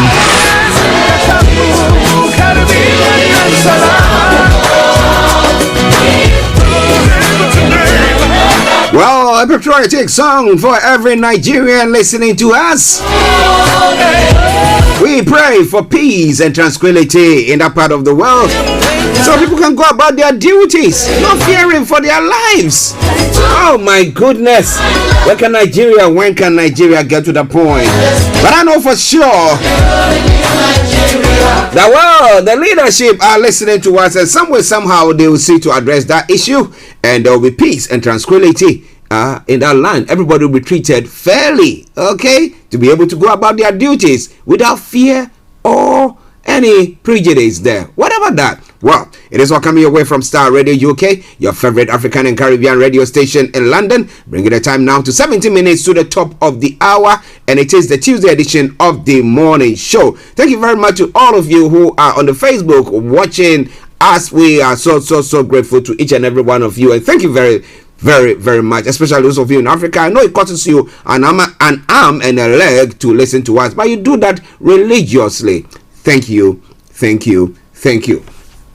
All right, now let's now move on to some of the stories making the rounds, but after this quick commercial break. Hi everyone, it's your girl BB Clement, the author of How to Go From Employee to Entrepreneur and the host of your weekly business show, BB Means Business, the show where we discuss everything you ever wanted to know about business but you were afraid to ask. How do I start my business? How do I raise the finance? How do I grow my business? Where am I going to find my customers? Join me every Tuesday at 1:30 p.m. on Star Radio UK to get all the information and tips that you need to become a successful entrepreneur and become financially free. Remember, don't let life dictate to you. Rather, put your signature on life. Welcome back to the program. It is Star Radio UK, your favorite African and Caribbean radio station in London. Quarter to 12 the time. Exactly at 12 o'clock, I'll be opening the lines for you to add your voice to the discussions. But before then, if you want to post your comments, feel free to do so. And remember, tomorrow morning, God willing, once we are live and we come on as well, we'll bring you some more updates from Nigeria because the APC convention is taking place. Who are they going to nominate? Tinubu, Osibanjo, or which one of them? Well, will that forestall peace in Nigeria? That is a question that is on the lips of most people, most Nigerians. Is it on your lip as well? Do you think that will forestall everything? It will bring about the peace that Nigeria needs so much, that is hungry for so much? Do you think that's going to happen? Well, if not, continue to keep your dial still locked on Star Radio UK as we go through the day, and I'll bring you all the news that is making the rounds across the globe. Okay, now let's move on straight to Ghana as well, and one of the stories that is making the rounds in Ghana talks about the Ambassador Daniel Ohene-Jekum, former board chairman of Ghana Cocoa Board, has told the High Court in Accra that letters written to the Public Procurement Authority that the PPA seeking approval for sole sourcing of fertilizers were not written by Dr. Stephen Kwabena Opuni. Now, according to Ambassador Ohene-Jekum, even though the letters to PPA were signed by Dr. Opuni, former chief executive of Cocoa Board, they were not written by him. Now, Ambassador Jekum also told the court that as a board chair, all fertilizers, including Latovate fertilizer, went through the proper procedures. My apologies. Now, Dr. Stephen Kwabena Seidu Agongo, a businessman, and his company, Chief Agricult Ghana Limited, had been charged for allegedly causing financial loss to the state over some procurement breaches.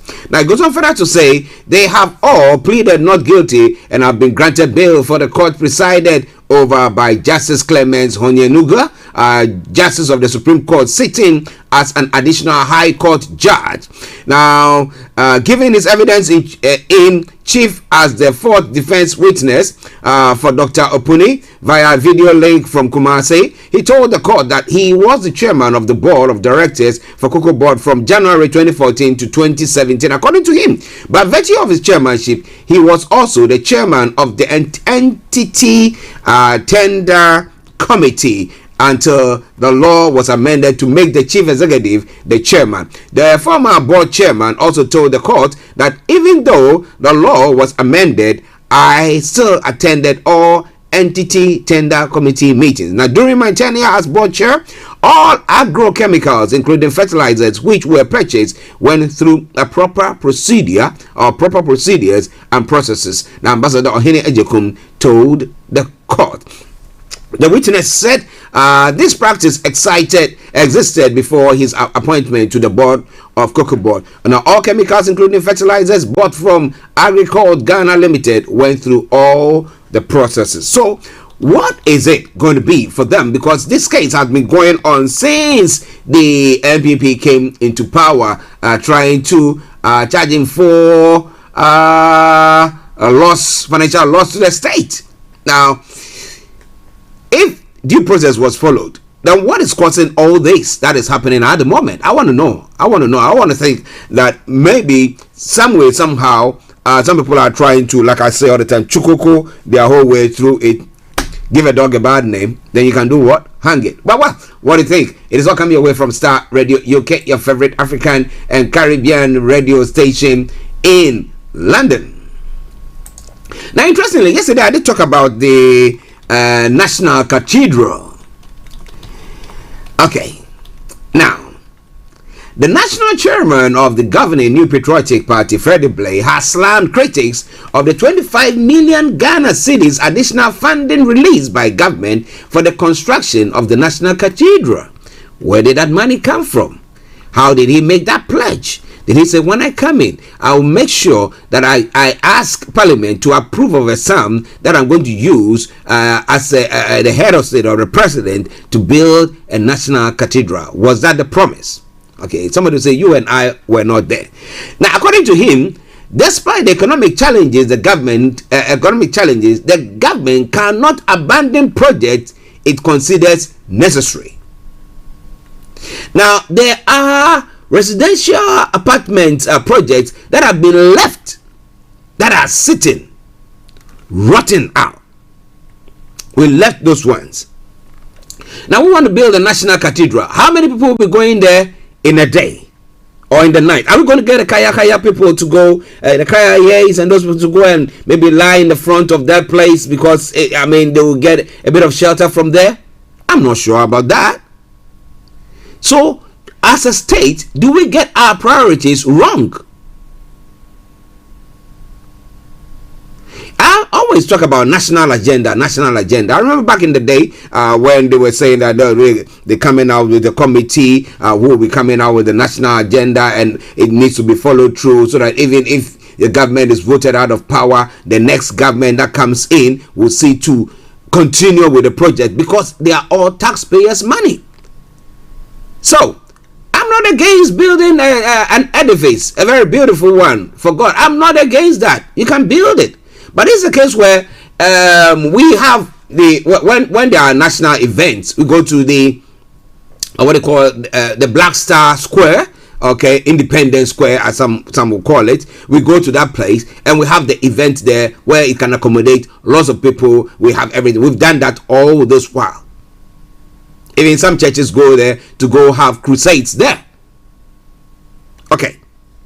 So it's not like we are lacking a place where if we decide to have maybe some worship to God or a ceremony giving thanks to the Almighty God for all that He has done, there isn't any.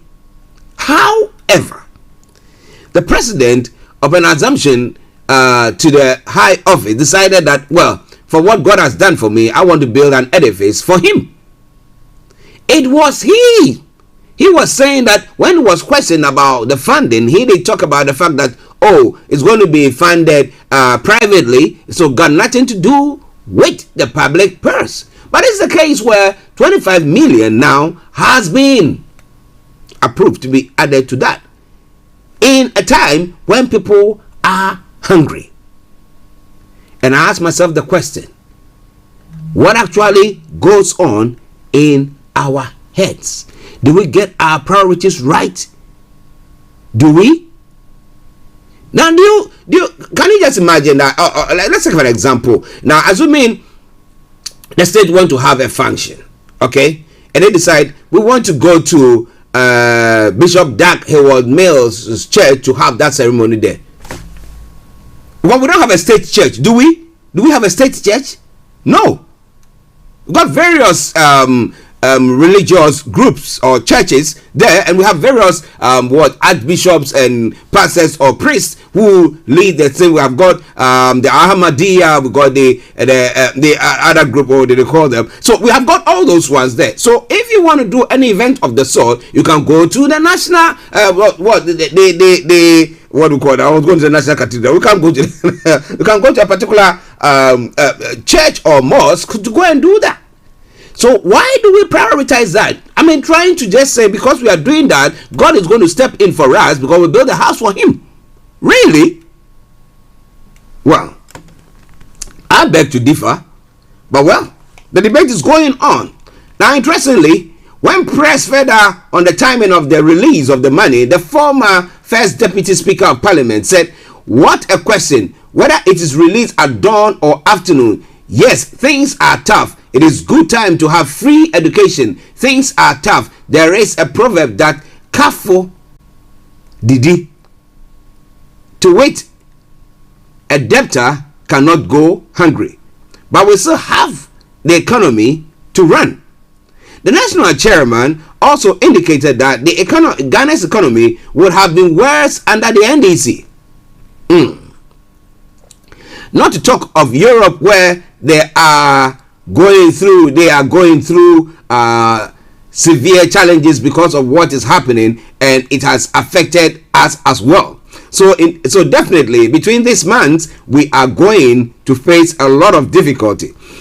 Irrespective of that, this economy has been resilient. That shows that it's under good management in spite of the difficulty. Well, that's what it said. So do you agree with him that we have to continue with our project? We can't let go. Well, of course, we are struggling. We are hungry. We can't say we are living projects that are important and finished. And I ask the question, what about the various edifices that have been built? I will talk about residential, those saglime, or what do they call them? There are few of them spread all across the country, and we abandoned them. But now we have money to build a cathedral. Maybe the president will be going there daily to go and worship God, or he's going to use that place as his office now, where he can have direct contact with God. But those of us who are Christians, we know that it's saying that, well, Jesus says something in the book of John, that the time is coming and the time is now, when he met the lady at the well. Okay, and what did he say? Said the time is coming and the time is now that those who worship God do not necessarily have to go to Jerusalem, which at the time was the place where they have said that we have to go there to go and worship God. That wherever you are, all that you need to do is to worship God in spirit and in truth. Why? Because God is a spirit. So what is all this about? Well, maybe I'm going cuckoos. But if not, what do you think? It is Starr Radio UK. It is your favorite African and Caribbean radio station in London. I started looking at some of the stories. Now, in reaction to that statement that the chairman of the MPP made, the national chairman, the member of parliament for North Tongo, Samuel Kujato Ablakwa, has urged President Akufo-Addo to reconsider continuing with the construction of the National Cathedral. Now, this comes on the back of a document intercepted by the minority in parliament, in which an additional 25 million cedis was released to the National Cathedral Secretariat. Now, the NDC MPs questioned the basis for the release, since no such allocation was made in the 2022 budget approved by Parliament, adding the move is a grand deception. Now, speaking, the North Tongo MP indicated that some of the cathedrals in Europe, of which the president said he is inspired by, took at least 26 years to complete. He added that it is prudent the president held on with the project and rather invest the resources in the Ghanaian people. Now, I will expect the president to hold on with the construction of the project and then spend its resources on, as it were, in cushioning the people, he reiterated. So he says, we are hungry. There are people who are hungry. Why don't we see to them? Why don't we see to, invest in people to get themselves in businesses? And out of that, or after that, once we are a bit comfortable, we go on to do or to build this temple. Well, remember, he's looking at the olden days when did they say was it David said he's going to build a house for God, and then he couldn't build it, so his son Solomon had to build a house, as it's in the Bible. Is that what is happening in Chronicles? All right then. Okay, unfortunately, as the speaker says, we've been hit with a cash crunch in Parliament as well. Our releases have not been forthcoming in terms of goods and services, and salaries are delaying, and we are still waiting. I would prefer that the salaries of everybody else should be paid before the politicians, particularly the vulnerable among us, national service personnel. Well, so he's come out with that. But will the government hit to that or not? Well, they have their own agenda. Let's build a house for God. And then once we build a house for God, that is panacea to all our problems. Really? Okay. It is Starr Radio UK. It is your favorite African and Caribbean radio station in London.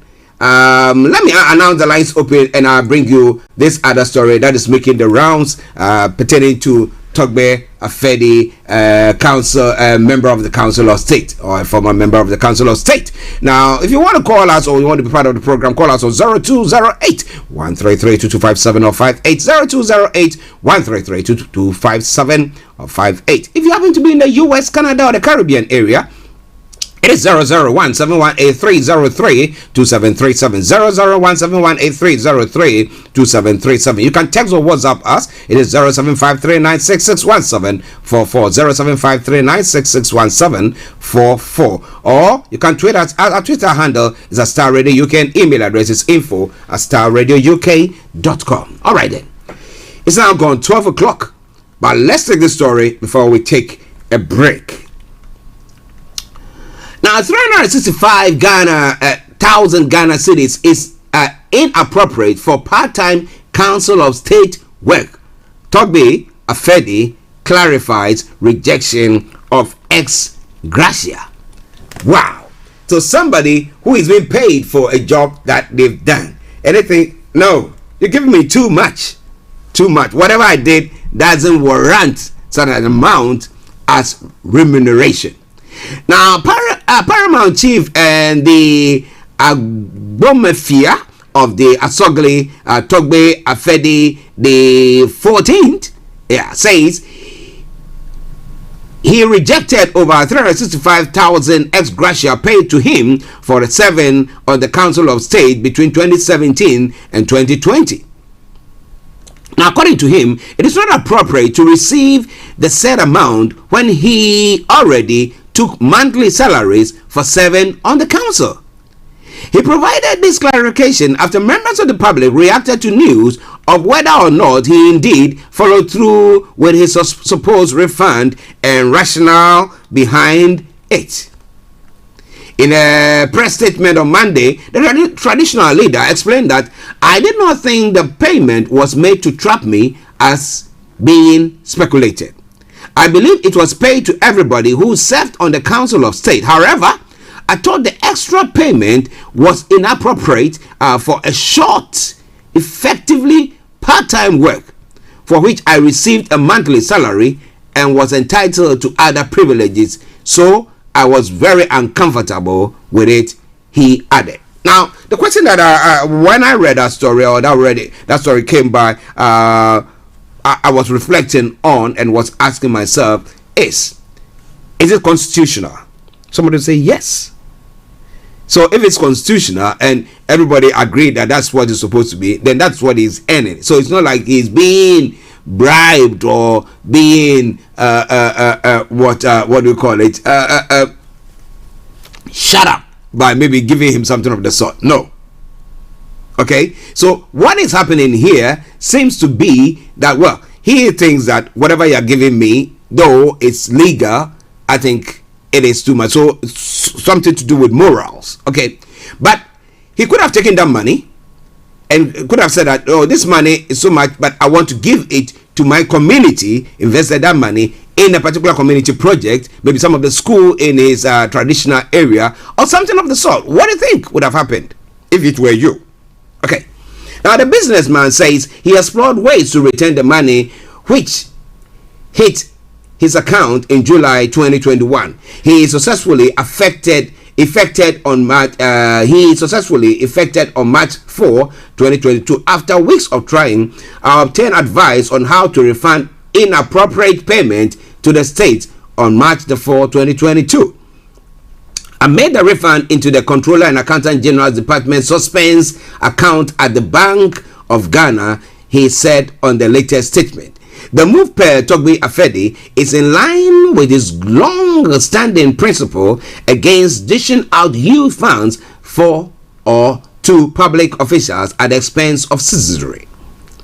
I want to add that my rejection of the payment was consistent with my general abhorrence of the payment of huge ex gratia and other outrageous benefits to people who have their own volition, offered to serve our people, our poor country, the statement concluded. So it's quite an interesting one. But what do you think? But on the social media, people are saying he is a man of integrity and a lot more there. So what do you think? What do you think? What do you think? If it were you, would you return it? And if he's doing so, what about the parliamentarians, those who have been there? I mean, that's not the first time. They've been there for ages. And every 4 years, they receive this ex gratia, huge sums of money. And they are still there. Do you think that we need to look at all those things? Because, all those things are given to them so that they don't seem to, let me put it that way, be corruptible. However, what do we see? Interesting. It is Starr Radio UK. It is your favorite African and Caribbean radio station in London. Let me see whether I can take another story from Ghana before we take our break. And once we come back, we'll look at some of the stories making the rounds on other parts or in other parts of Africa and continue from there.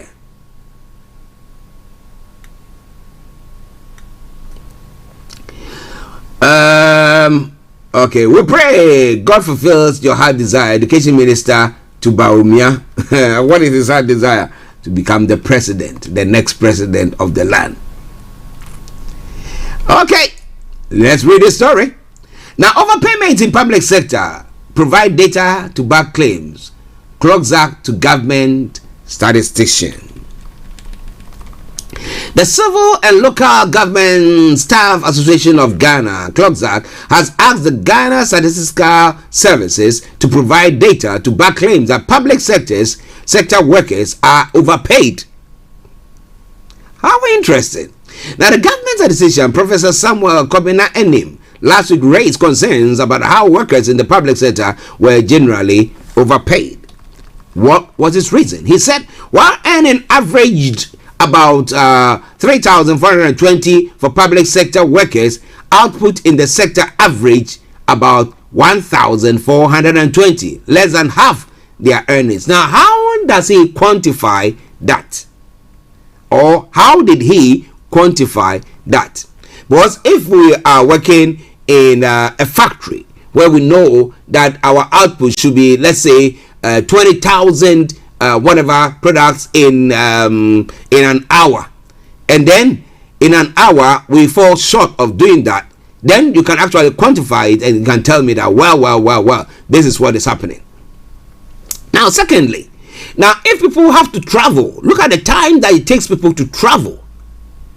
Look at the times that it takes people to travel from wherever they are living in the country, that the government doesn't actually look at those things. How do we expedite traveling so that the time that people have to wait in traveling, it cuts short, so people are able to get to their workplaces on time, do those hours that they have to work and leave at the time that they're supposed to, and will still get home at the right time so that they are refreshed and they come in the following day to come and do that. Now, he's not addressing that. He's just saying that, you know what, I think we pay you too much for whatever. Instead of you doing being paid that 3,400 or something, all the work that you do is equivalent to 1,000 plus work. So the question is, how does he quantify that? Now, what people earn should be equal to their output and be equal to what they spend. There is something wrong, and such gaps should be closed in the country's quest for real development. But Klokzak, in a letter signed by its Deputy Executive Secretary Kojo Krankani, I don't know whether it's Krankani or Kakari, whichever it is, called on the government's decision to provide, among other things, indicators and the sample size used to conduct the research. The letter said the Civil and Local Government Staff Association, Klokzak, has noted your findings that public sector workers are being overpaid. The association will appreciate if you could provide us with the indicators used in your research, the sample size, the stratification, and other relevant data information to enable us have an objective assessment of your findings. Now, kindly treat as a matter of urgency, the statement concluded. And I like that. Let's see what he says. What he says there. But in an open letter, Professor Jempo, open letter to the government statistician, Professor Jempo has also said, I am a university teacher and the secretary of the University Teachers Association of Ghana, UTAG, the University of Ghana branch, but I write in my personal capacity as a public servant. I know the bigger body to which I belong will interrogate and soon write, but I am writing ahead because of my passion for labor interests in Ghana dictates that I strike when the iron is hot. Sir, I have noted with great concern the contents of your inaugural lecture, which lumped all public servants together and inter alia indicates that they receive more than they produce. Now, as academic, you are well aware that such categorically assertion can only be made after empirical studies of the broader population of public servants, noting their heterogeneous features, competence, expertise, and different lines of job descriptions. Unfortunately, your lecture does not appear to have done this. Sir, he continues, until your political appointment as government statistician, you were a university teacher too, and you know we work more than we earn. Now, teachers produce nation builders like you. The government statistician and undertake evidence-based research that provides the basis for meaningful policy making in Ghana. Yet we are paid pittance and mocked that our very hard work is rewardable only in heaven. Interesting.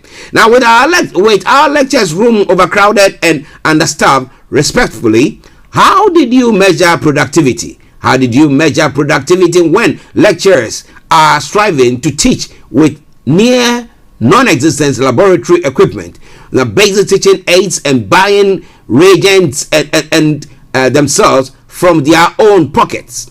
Now, per your session, is the seat of government also earning more than it produces? There are different categories of public servants, and you cannot lump all of them together. You could have nuanced your assertion in a manner that would have escaped the danger of committing the fallacy of converse accident. Now, recently, during our negotiation for better conditions for services, government and our employers agreed that our salaries do not commensurate our work output. This explains why they agreed to temporarily pay us some allowances and negotiate some proper and more commensurate conditions of service with us next year. Now, university teachers will definitely take exception to any description that lumps all of us together as public servants and insinuate that we are probably being paid for little work done. Now, if this is a way to psych labor as we prepare to go negotiate the review of the single spine salary structure, then I'm sorry to say we are more than resolved to push for better condition of service, and some of these disingenuous antics will not douse our determination. It goes on and on and on, but I will leave it there. Now, what do you think about it? Lumping them all together. My sister happened to be a lecturer, and when you talk to her, she will tell you from this, and now I've got that to mark, and I've got that to do, and I got that to do, and I got that. And you ask yourself the question, Jesus, what time do you have to rest? But, well, this is what the government's decision is saying. You know, interestingly, when you go to some of the ministries back in Ghana, you enter there and people are not at their desks, and they come to their desks for a couple of hours, write a bit, poops, they are gone, and then they go for a very long break. They come the next moment, it's time for them to go and boost, because we're not going to get transport, we're going to be stuck in traffic, and then boost, then they got out. Now, you have to actually categorically look at that and then line them up that way. But lumping them together, I beg to differ. Well, it is Starr Radio UK. It is your favorite African and Caribbean radio station in London. So that's enough story from Ghana. We're going to take a quick break. Once we come back, we're going to be looking at some of the stories making the rounds on the African continent as well. AU pays tribute to Burundian soldiers killed in Somalia. And Mali minister hopes to see ECOWAS sanctions lifted and opposition leaders in charge sentenced for disturbing public peace. Interesting. Starr Radio UK, your favorite African and Caribbean radio station in London. Hi everyone, it's your girl BB Clement, the author of How to Go From Employee to Entrepreneur and the host of your weekly business show, BB Means Business, the show where we discuss everything you ever wanted to know about business but you were afraid to ask. How do I start my business? How do I raise the finance? How do I grow my business? Where am I going to find my customers? Join me every Tuesday at 1:30 p.m. on Starr Radio UK to get all the information and tips that you need to become a successful entrepreneur and become financially free. Remember, don't let life dictate to you. Rather, put your signature on life. Hi guys, this is your friend Uruj from SendWave. SendWave is a money transfer app that is used by people all over the world to send money to their loved ones in Africa. With SendWave, you can send money to Ghana, Nigeria, Kenya, Uganda, and Tanzania. And the best part is, SendWave is absolutely commission free. Our exchange rates are excellent. You can see for yourself by checking them out on our website. So how do you use SendWave? SendWave is an app that you can download onto your phone from the App Store or Google Play Store. The app is free to download. After downloading it, just open the app and enter your name, email, and phone number. That's it. You're good to go. Make sure you use the promo code SR. S for Starr, R for Radio. This promo code will give you £5 free credit to send to Africa on your first transaction. Your money will be delivered to your recipient within seconds. Feel free to call me on 0749 7377 647 at any time. I'll be happy to tell you all about SendWave and help you in any way I can. Remember to use the promo code SR for £5 free credit. Medasse. Check me out. He tells me my energy is making him tired. Yes! How do you get the energy to do I've been told that I have a lot of energy, but my goodness, I think today I have met my match, people. I have met my match, Miss Suzanne. Wow, amazing. One of the things that's the start of the darkness. Of darkness. So what did that myself and the world will adjust.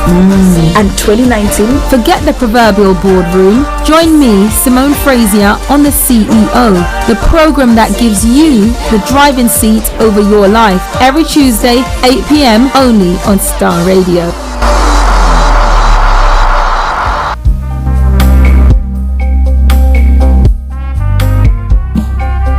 Are you looking for the fastest, reliable, and trustworthy door-to-door shipment company? Well, look no further. When was the last time your family received a shipment back in Ghana on time and in time? You are not sure? Well, Lamb Shippers, we pride ourselves with being the fastest, reliable, and trustworthy shippers you can use. You are assured of prompt pickup anywhere in the UK by our personnel. They also make sure your items are well packaged to get to its destination in time. When it comes to door-to-door shipment, look no further. Well, Lamb Shippers, contact us on 07939009321 or 07498911820. or you can visit our website www.welllamp.co.uk. You can also drop us a mail, info@welllamp@gmail.com. Well Lamp Shippers, fast, reliable, and trustworthy.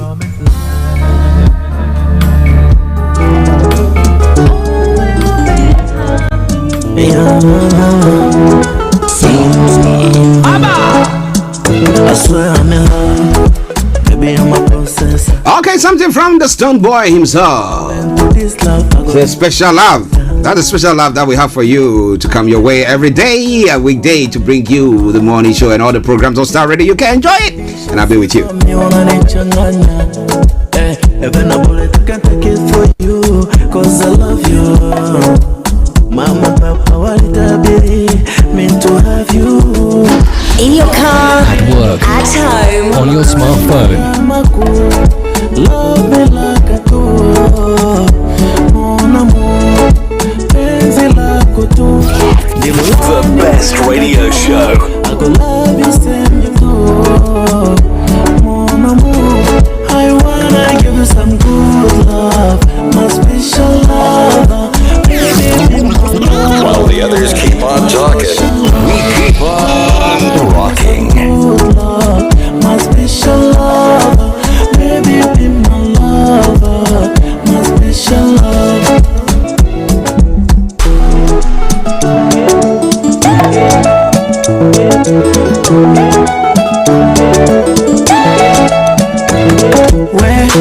Sija kupendea uzuri wewe, tabia ndo ilonivuta, nipoe kivulini kwako wewe. Wewe, na kuomba funga kufuli wewe, wasije wakakuchombeza, mabrother meno kina duli wewe. This is Starr Radio UK. Wala una gama The best radio show. Worldwide, online, 24/7. penzi lako tu ndilo laniweka juu. I go love you send you go. Mon amour, I wanna give you some good love, my special lover. Baby, be my lover, my special love. Okay, that was something from the Stone Boy. He calls it the special love. Don't you worry, I'll bring you to the end of the program. I'll bring you the full version of that song. But well, something to make your afternoon today, to say the special love that you have for us, joining us every weekday on Star Radio UK and all the other programs as well. We want to say massive thank you very, very much. But remember, this afternoon exactly at 1:30 we'll be having BB Clement on BB Means Business. Yes, have you missed out on that? Whoa. Don't miss out today. It's going to be a very, very special one. So I hope that you stay tuned to listen to her or watch her. It comes on every Tuesday exactly at 1:30 p.m. All right then. Star Radio UK, your favorite African and Caribbean radio station in London. Now let's move on straight to some of the other stories making the rounds, as I did say. On a visit to the Great Lakes region, Ambassador Bankole Adeoye, who is the Commissioner for Political Affairs, Peace and Security of the African Union, paid tribute to Burundian soldiers who died while on service in Somalia in the company of former Burundian President Domitien Ndiaye, who is now a member of the AU Advisory Panel. He laid a wreath of flowers on one of the graves, AU Peace battalions, in recognition of Burundian contribution to this mission. Now, in a quote, he said, "We seize this opportunity once again to pay tribute to all the men who have fallen on the battlefield in the search for peace on the continent," said Ambassador Bankole. At the same time, we take this opportunity to pay tribute to those Burundians who have recently lost in Somalia in the search for peace. And we say, as many who have, in the quest to seek peace, have lost their lives, may God console their families and may their souls rest in perfect peace. It is Star Radio UK. It is your favorite African and Caribbean radio station in London. Okay? Some of the other stories have eluded me. Okay, a couple of stories. That's quite an interesting one. When it comes to Uganda COVID cases on the rise again. So what is causing that? How many inoculations vaccinations are taking place? Now, COVID-19 cases in Uganda are rising according to the country's health minister, Dr. Jane Ruth Aseng. In a tweet on Sunday, June 5, Dr. Aseng said the country has started experiencing an increase in the number of daily infections, just like it was last year in January when the deadly Omicron variant hit the country, killing several people. We have started experiencing an increase in the daily number of COVID-19 cases compared to the stable trends we observed since January 2022. This increase is similar to the rise we faced in June 2021 when the Delta variant was prevalent, Dr. Aseng added. So what are they going to do? Are they going to lock down their country, or are they going to embark on a serious vaccination? We will follow it closely. Well, in South Africa, the question is being posed: is Ramaphosa facing a crisis of credibility? Well, the country's former spy chief leveled allegations of kidnapping and corruption against the South African president last week. The president is facing a crisis of credibility and cannot hide behind procedural smokescreen, the opposition party's leader, John Steenhuisen, said in a statement. Now, South Africa's president, Cyril Ramaphosa, is facing a criminal investigation after a revelation that he failed to report a theft from his farm in northern Limpopo province surfaced last week. Allegations of kidnapping and corruption were leveled against the president by the country's former spy chief, Arthur Fraser. Now, if Ramaphosa confirmed theft, he claims that he reported it to the head of his VIP protection unit, who did not report it to the police. Now, several opposition parties have called for a full investigation into the theft, including whether the amount of foreign currency allegedly stolen had been declared to the South African Revenue Services.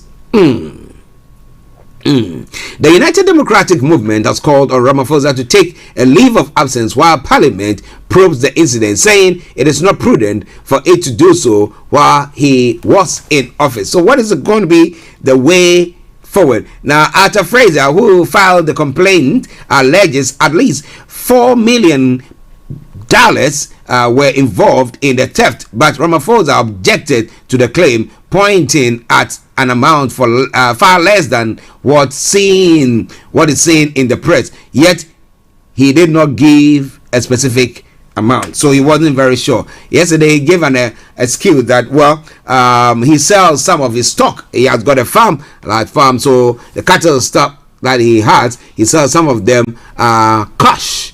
But does he pay taxes on them?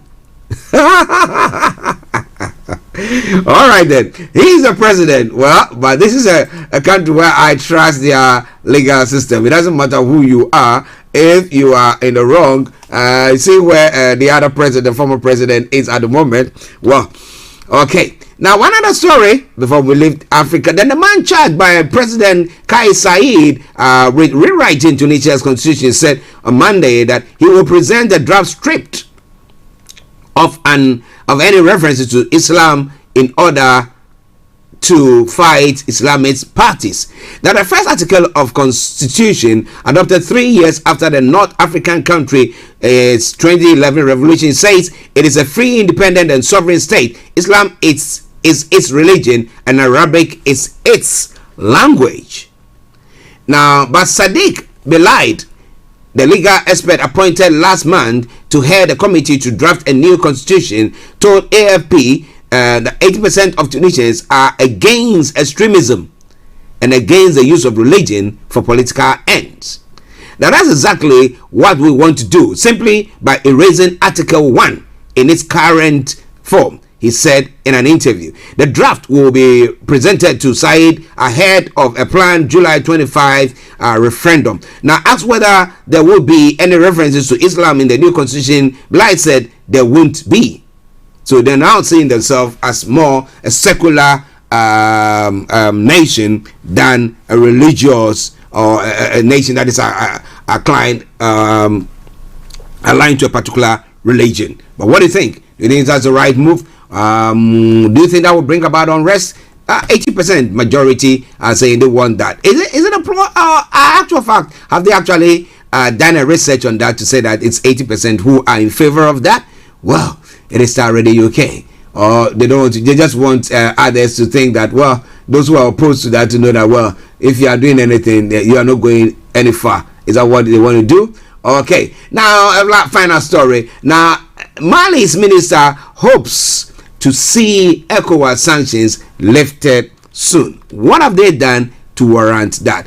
In the aftermath of the ECOWAS summit held in Ghana, Mali's Minister of Foreign Affairs and Cooperation, Abdoulaye Diop, deplored the heavy impact of the sanctions on the population, but also for the entire region in the context of war in Ukraine, which impacts all the economies of the world. It is true that we would have expected these sanctions to be lifted immediately. I think we have to be a little patient. We are in a dynamic that will enable us to achieve this in a few weeks. All the participants in this dynamic, and we must also remember that the few weeks that separate us from their decision must be used to ensure that we Malians remain calm. Let us avoid responding to provocation. Let us really avoid falling into the traps. That is what he has said. That. But do you think the ECOWAS is going to change their minds to lift the sanctions because maybe they've come out with some dates for returning the country into democracy or civilian rule? Well, it is Starr Radio UK. It is your favorite African and Caribbean radio station in London. 12:30 the time. Let's take a quick break. I have a sip of some water and then we continue with the show. Don't you go away. Hi everyone, it's your girl BB Clemens, the author of How to Go From Employee to Entrepreneur and the host of your weekly business show, BB Means Business, the show where we discuss everything you ever wanted to know about business but you were afraid to ask. How do I start my business? How do I raise the finance? How do I grow my business? Where am I going to find my customers? Join me every Tuesday at 1:30 p.m. on Starr Radio UK to get all the information and tips that you need to become a successful entrepreneur and become financially free. Remember, don't let life dictate to you. Rather, put your signature on life.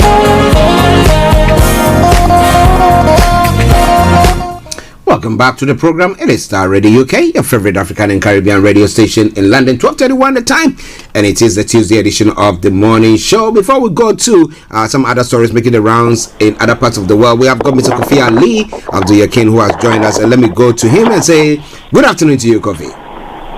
Oh, good afternoon, my brother. How are you? I'm doing very well, thank you. And you? Happy Platinum Jubilee holidays. Yes, it's gone already, you know. I said it's gone already. It flew by like no man's business. Well, we are at least those of us even went to it, we were able to make some double money, so it's a very good day. Oh, good. Yes. However, you will discuss some three very important topics. Before I proceed, let me acknowledge the absence of my wonderful brother Frank. I'm sure he's doing something even better. Then, if we don't have him here doing great things, then definitely he's still somewhere doing something greater. Yeah. More grease to your elbow together. Emma, you touch on three very important issues, and all of them are of interest to me. One, I remember you were talking about the issue in South Africa, Sarah Maposa, and the issues around security concerns regarding financial disclosure. Yeah. And then you talk about the which one did you? Which one? There was a second one. The Tunisian consent. Yeah. That is whether they want to be a secular nation or continue to be a religious inclined nation. Yeah. And finally, the issue of Mali, of course, which is dear to my the ECOWAS. I want to. I'll be oscillating. Between them as I go along. Unless you want me to discuss each one after the other. No, you go on. However you want to present it, you can just put them together. Yeah. Okay. I want to quickly say and make it very clear on the Tunisians issue that a nation, religion, tribe, race, you understand, cannot be the basis for nationhood. Religion, tribe, family, race, tribe, all cannot be. What creates a great nationhood is a common vision. What people share in common as a vision.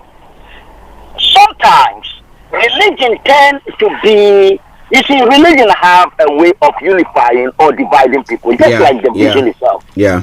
Can you see? Yeah. Race can divide and unite people. So they have, all these things have certain things in common with unification and nationhood. Can you see? Yeah. But if we use religion, they do come certain challenge. Because religion can be, how do I say, it's superstition anyway, from the base formation of. So certain things that has to be transparent, or that have to be seen differently, like you have in India today, would be difficult to be seen the way they have to be seen in their real sense for religious purpose. Yeah. Can you see? Yeah. However, the Tunisians have reached a time in their life and they are looking at their past and looking at where they want their future to be. Whatever was the basis for their past, can you see? They are a nation. And we always see the truth of yesterday may be the life of today, and the life of today may be the truth of tomorrow. Yeah. For which sometimes we are tempted to question the wisdom of our ancestors. Can you see? Yeah. That could lead to revolution in most times. That, of course, is not saying our ancestors are always wrong. But there are certain things, because the wisdom of our ancestors are responsible for the culture we have today. Yeah, of course. Yes. So our laws, our politics, our institutions, our tradition, our history will be based, can you see, and interpreted based on the wisdom of our ancestors. Yeah. Which is our culture. Yeah. And sometimes it can be seriously challenging. And I remember when Jesus himself was challenging some of these things, they asked him, are you now disowning the tradition of our fathers? And he said, no, I've seen challenges around it, and so I've come to fulfill it, to make it better. Can you see? Yeah. Of course, for which they did whatever they would do to him. That is not what we are here to discuss today. Now, these people have reached that stage, and I'm happy to hear that it is better to go the secular way. Secularism doesn't mean there won't be religious group in the nation. All it's saying is that when you are taken to the court, do you understand? Yeah. And they are going to punish you for whatever you have done. They won't say we are punishing you in the name of God. And which God? Islamic God, or Christian God, or the Jewish God, or the Buddhist God. They are going to punish you in the name of the state. Yeah. So what you have done, is it right or is wrong? It is always written in the Constitution. So the Constitution said, don't do A, B, C, and D. Do not steal. They won't say the Quran say you shouldn't steal, so we are going to chop off your hand. Or the Bible says, so come and swear by the Bible. It will be that. Even we always joke with the Americans. They come, they put the Bible in front, and they say, in God we trust. You know, G-U-N. And some of us thought they are saying in God they trust, because in front of the Bible they say in God we trust. In God we trust. But we don't understand them, so we tell them. Some people say, no, let us change it. Let us change it, and they change it to in God we trust. Oh, okay. They really mean in God. Every one of them have got one. For one child to go to a school and shoot 19 children, just like that. Can you see? Yeah. On his 18 years, but that is not what we are here to discuss today. We are not here to discuss in God we trust. Where they change it to in God we trust. What you trust is what you carry, isn't it? Of course. If you believe in the Bible, you carry. believe in the Quran, you carry Quran. If you believe in the cross, you carry your cross. If you believe in the gun, you carry gun. Whatever you are carrying is what you believe is going to protect you. Yeah. It's useful to you. That's what you believe. Then you see. And some people say, no, everyone will think they are very bad. So let them change it to in they trust. Now let us move on again. So kudos to these people who are doing what they are doing. And I'm sure at the end of the day, they will come to a better conclusion, which will be better than in Ghana, where we are building cathedral, while our constitution is actually a secular one. Can you see? Yeah. So that all religion will be free to practice, as long as they are all following the law of the state. But Kofi, my worry there is that they've got this Islamic sects in there, very strong Islamic. But are they going to accept it or not? Islamic what? Groupings in that part of the world. Are they going to accept? You see, when it comes to the state, you understand, a nationhood. That is why you have a head of state. You understand? And I'll come to that. A nationhood. You understand? It's not about what some group want. It's what the nation want. Can you see? What the nation want, not what some group want. If it's about what some group want, the Islamic Brotherhood in Egypt will be ruling. Yeah. When they came with the fanaticism, everybody saw something because they will attack Israel. And that will lead to a terrible war. So they have to remove those guys. Can you see? Yeah. The wisdom of wisdom is important sometimes. Sometimes you need to take certain actions so that you can solve certain important problems. You understand me? Yeah. I get it. When the British came to form Ghana, the Ashantis didn't want it. They fought. You remember the head of is it Sir Charles McCarthy? McCarthy, yeah, Sir Charles McCarthy, yeah. Yes, they were fighting. They don't want it. Should we have said what they wanted so everybody go and say that? Today we are proud to be Ghanaians, even though I am Kukumba and Dagati. But we are all proud to our family. Is that not true? Yeah, of course. So it is not about what some group want for their emotion and religious purpose. We are not there to serve their religion. It's a nation, for God's sake, and everyone is in that nation. Do I now make sense? Yeah, it does. It is better. Even Britain, that is a Christian country, they are going secular in a way. They have St. Paul all over the place. You understand? But everyone is in the country. They don't judge you on what the Bible said. They judge you on the law of the state. In Saudi Arabia, they chop off your head because God said they should chop it off. In Afghanistan, they say women cannot go to school because God said they shouldn't go to school. They should be at home. Now, if you allow your daughter to go to school, they'll bring you into a marketplace. If you are a male related to her, they won't punish her alone. They'll punish you too. They'll whip you in the marketplace for everyone to see you disgrace. Is that the kind of world you want to live in? Interesting. Because they are the majority. So let us look at these issues clearly. Now that is the Tunisian thing, and I think it's a good thing. Okay. Then we move to Saramapusa. I'll leave the last for the best. ECOWAS. The best for the last. You see, Saramapusa, exactly this problem is connected to that, the one in Tunisia. What are they doing? You see, in Tunisia, they have a prime minister. I don't know whether you are aware of that. Yeah, they have a president, they have a prime minister. Yeah. So, and then the president dissolves the parliament. And he sack all of them. Yeah. Can you see? Yeah. The president is actually the head of state. The prime minister is the head of government. The president is not supposed to be a politician. He's somebody like the Queen of England.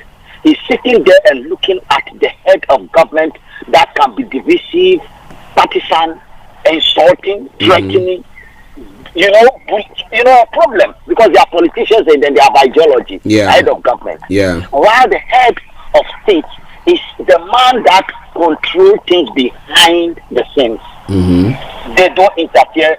They only come in to declare and accept and decide what. And it's normally by somebody who is mature and an adult that it can be a unifier, that will stabilize the nation, and that will be what?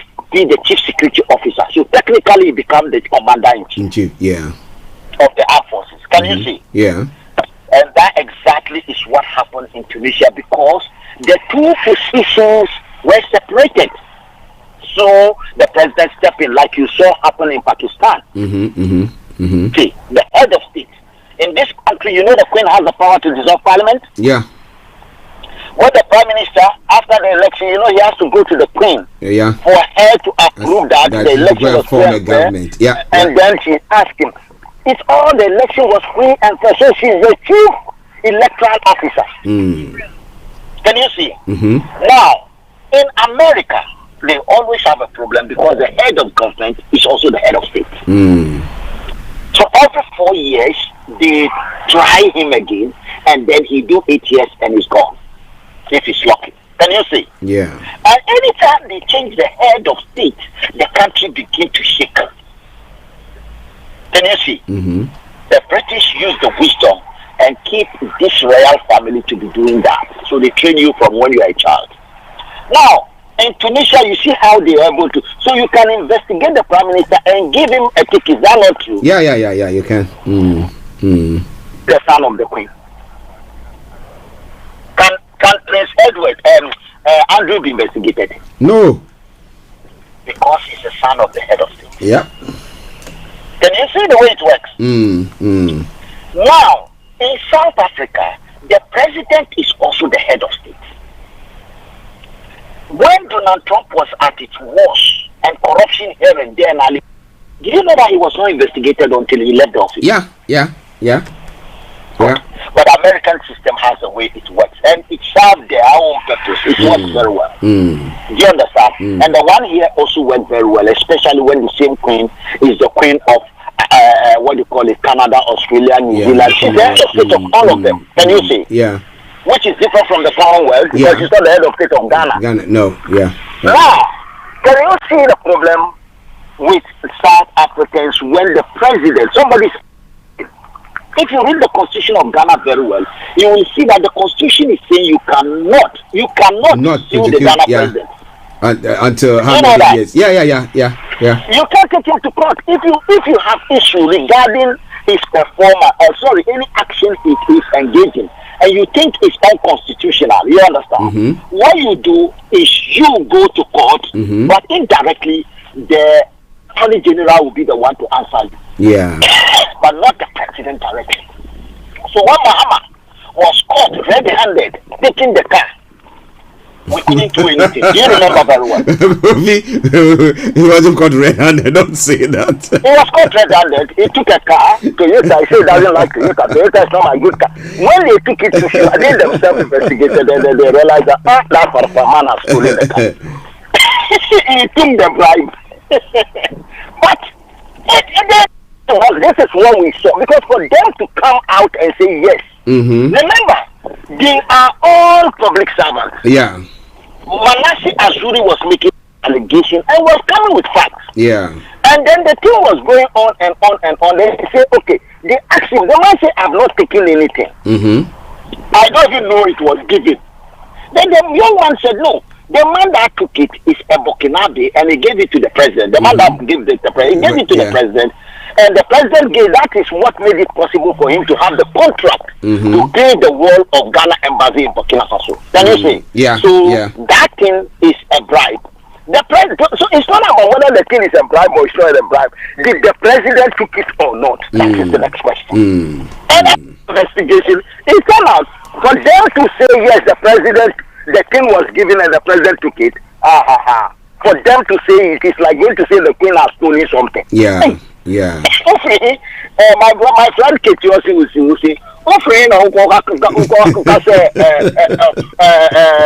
zongo hili olu koko. Ensu uko zongwa. Uko fano ulu wo. This is the head of state. That is why the Ayatollah, the supreme leader of Iran, can do anything. Nobody can try. But when the president do something, they punish him. Yeah. Can you see? So the president in Iran is the head of government. The The Ayatollah is the head of state, the supreme leader. Mm. Can you see the way it works? Yeah. Then let us go back to South Africa. Clearly, this man has done something wrong. But the man occupied two positions. He's the head of state and head of government, Mm-hmm. as we have in Ghana. What he did wrong, if you have a farm, the law is very clear. When you are going to be a head of state of any country in the world, Mm-hmm. Yeah. your personal business must be handed over either to your family who will be paying tax. Mm-hmm. Do you understand? Mm-hmm. Like Akufo-Addo, when he wants to be the president of Ghana, you know he has a law firm. Yeah. The law firm must be handed over because it's already a public, what do you call it? Most of them are like, you know, when you have a firm has a life of its own. Mm-hmm. Can you see? Yeah. When you separate the firm, you give the firm to someone, that someone, because the president will be excluded as long as he's a president Mm-hmm. from paying tax. Yeah. He can't be investigated. He can't do anything. Mm-hmm. And therefore, those things that will make him do that, he must remove. You remember Donald Trump give everything to his children to manage, and he told them in 5 years, I'll come and see how you manage my business. I've washed off my hands. Can you see? Yeah. Because the president will be the chief man as a head of state and head of government who will be giving the contract. Mm-hmm.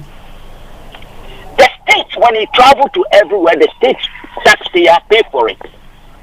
So he must wash off his hands Yeah. for 4 or 5 years. Yeah. Can you see? Yeah. Sarah Maposa, like Mahama, is he still managing the farm or somebody else was managing the farm? That's a question. Yeah. So because tax has not been paid here. Yeah. Tax was awarded. Hello? Okay. Listeners, just bear with us. Mr. Kofi Ali was making a case on the South African issue, the South African president Ramaphosa, who is being When accused. it was generated, the president didn't declare the money Mm-hmm. because he assumed the responsibility of managing the business. Mm-hmm. But he, in his office, is not supposed to be paying tax. Can you see? Yeah. So there's a conflict of interest here. Mm. Because he is the head of state. The Queen in UK doesn't pay tax, but the Prime Minister pays tax. Yeah. He has the role as a head of state and a head of government. And as a head of government, he's supposed to be paying his tax. But as a head of state, he's exempted. Mm. Can you see? Mm. If he's exempted from paying tax, then how do I say? Why is he working other than a side job of the president? Can you see? Yeah. Because he's making money. It means when he sits in his office, he's actually managing his farm, Yeah. milking the cows, and South Africans are suffering and paying him. Mm. Mm. Do you understand? Yeah. That could have been done by others. So this is where some of us are saying that, in as much as I'm a Republican, I don't believe in royalties and permanent president. Mm. Can you see? Mm. But we need to just know how things are working and why certain things do turn out to be wrong. Okay. Because of the system itself. Okay. And how do we solve the problem? Let's go to the Mali issue because we need to run up the conversation. ECOWAS issue. Yeah. I'm really impressed to hear that the Malians are crying. Mm-hmm. I'm really impressed. And I have my reason for being impressed. That they are crying that the sanction must be lifted. Mm-hmm. Can you see? Yeah. It means the so-called ECOWAS sanction is working. Can you see? Mm-hmm. Because some of us believe the most useless thing that ECOWAS should even think of doing is to put sanction on anyone. Yeah. But in this case, the sanction in Mali is biting. Mm. That is the reason why they are crying. But to be honest with you, I want to believe it is not actually, it's not just the sanction. As you read rightly in your submission, you also said that it's not not just the sanction, but the war in Ukraine. It's having an impact as well. Russia and Ukraine. Yeah. And it's affecting us here in UK. Yeah. It's actually in Ghana where you call everyone, they act right now. In fact, right now, breaking news is that in Moko, they are now fighting seriously with the military. As I'm talking to you now, shooting is going on seriously. Is it? Wow. Military are opening fire this morning. Oh, wow. The youth they can't take it anymore. Now, so do we say that is also Mali? No. Good. No. And then look at something. Why I think the Malians are suffering, which the Guineans will not complain, is that you see Mali is a landlord country. And because it's a landlord country like Burkina Faso, 90% of what they consume as imported, it comes through Senegal. Because it comes through the sea. If you have a country where almost 80, all over West Africa, 80% of what we consume are imported. Can you see? Yeah. The 20% that are locally produced, 75% of the input for making them common pure water, the part of the product are also imported. So we are externally dependent. Yeah. Even the KK seller will tell you, I use petrol. Petrol is imported. Oh, yeah. So we are externally dependent over dependent. And it's all over West Africa. And because of that, anything we are buying, we buy them in dollar, converted in our local currency. Because if they are imported, the one that is selling them, except China, they want to get value for their investment. I will not have a phone because it's going to be sold in Ghana. I'll sell it less than what I bought it in UK. Look, I'll add my profit to it too. Is that not true? So the Ghanaians are buying, West Africans are buying, paying for more because we are not producing them locally. Can you now say? Yeah. Now, let us look at it from this way. If the Senegalese, where that train passed through to bring all the products into Mali from the Dakar is blocked, then the Malians will be complaining. Yeah, of course. And remember, the multinational corporations that are operating across West Africa, they are responsible for a lot of the local products. And when there is sanction, you understand, most of them are owned by France, Europe, and Americans. Yeah. They also make sure that they retrench workers and they cut down on production or stop production. Yeah. And that will affect the local economy as well. Can you see? So technically, it's not really ECOWAS that is punishing the Malians. There is a bigger problem that we are all facing, and that is what we should be focused on. Rather than forcing people to be democratic. What is the use of this useless democratic movement? Don't always ask that question, you know. It's true. I agree with you there. I asked myself that question. I said, what's the use of it? I mean, if people are just going to be siphoning your money and using that to suppressing you, take care of themselves. Yeah. What is the point? Okay, Kofi, you need to run up quickly. We need to. Running up is that it is the gold is only useless because we have not turned the gold into an ornament for the king's head. Can you see? Yeah. This is why we said we are halfway. Our sisters who said we should form the ECOWAS or the OAU, they are right. None of us will get out of this mess alone. We have to win this war together. And we must not leave the one who is buying the king on the street. Yes, he voted for the leaders. He just met in Accra. You saw those photo poses. Yeah. You saw them posing for photographs. Yeah. And threatening us with democracy. Is that ECOWAS itself democratic? And ECOWAS where members of parliament are not elected by the people, I call it apartheid ECOWAS. Apartheid democracy. Can you see my wall now? I can see. The people who are suffering, if we really believe in democracy, let these people who vote for this president and vote for people to go to their own parliament, their country, let them vote for those who are going to the ECOWAS so that we know we are responsible for the criminals. Of course. Let us choose our own devils. Isn't it? The devil you know is better than the angel you don't know. Is that not true? It is true. Kofi, we have to go. No matter how holy those people in the House of Lords of ECOWAS, House of Lords, those people who get there, nobody know how they get there. They are choosing by their cronies to go there. As long as that continues, we shall never see the grace that God meant for us to live and enjoy this earth. Thank you very much. Thank you very much, Mr. Kofi Ali Abdul-Yakin. Have a lovely day. We'll catch up later. Well, listeners, that was Mr. Kofi Ali for you. I'm making his voice heard on issues, various issues that were touched on this morning. But before we bring the program to a close, a very sad story that I've come across. The Dominican Republic's Minister of Environment and Natural Resources has been shot and killed in his office by a close personal friend. Officials say. So what went on exactly? Now, Orlando George Mera, 55, was holding a meeting at the time of the attack. At least 6 shots were heard. Now, presidential spokesman identified the assailant as Miguel Cruz, describing him as a childhood friend of the minister. He is now in custody. The motive for the shooting remains unclear.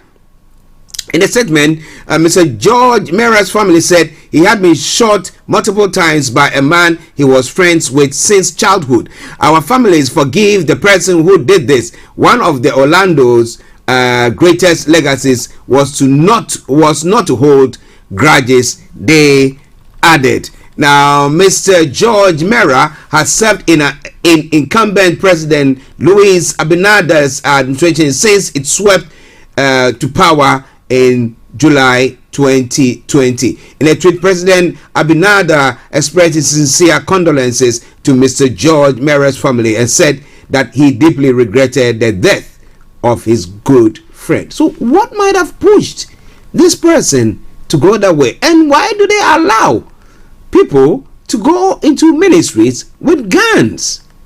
Are there no security checks?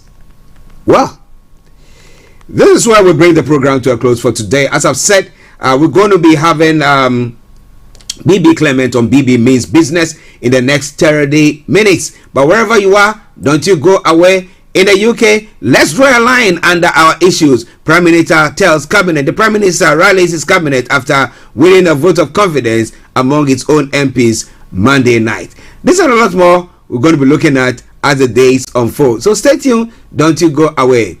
It is Starr Radio UK. It is your favorite African and Caribbean radio station in London. It's been me, Archie, saying have a blessed day and bye-bye for now. Enjoy the song from Stonebwoy. I swear I'm in love. Baby, I'm a processor. Whatever happened to this love, I go be your protector. Moyo mekamatika kwako nimekwama. Tena unavyozidisha sifa mimi unanichanganya. Even a bullet can't take it for you, cause I love you. Mama, papa, walitabiri meant to have you. The only thing of you, wala unagama ku. Love me like I do. Mon amour, penzi lako tu ndilo laniweka juu. I go love you same you do. Mon amour, I wanna give you some good love, my special lover. Baby, be my lover, my special love. I wanna give you some good love, my special lover. Baby, be my lover, my special love. Thanks for listening.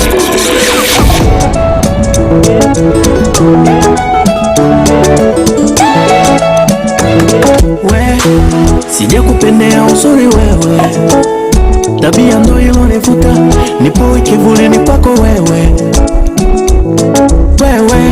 Na kuomba funga kufuli wewe, wasije wakakuchombeza, my brother meno kina duli wewe. The only thing of you, wala unagama ku. Love me like I do. Mon amour, penzi lako tu ndilo la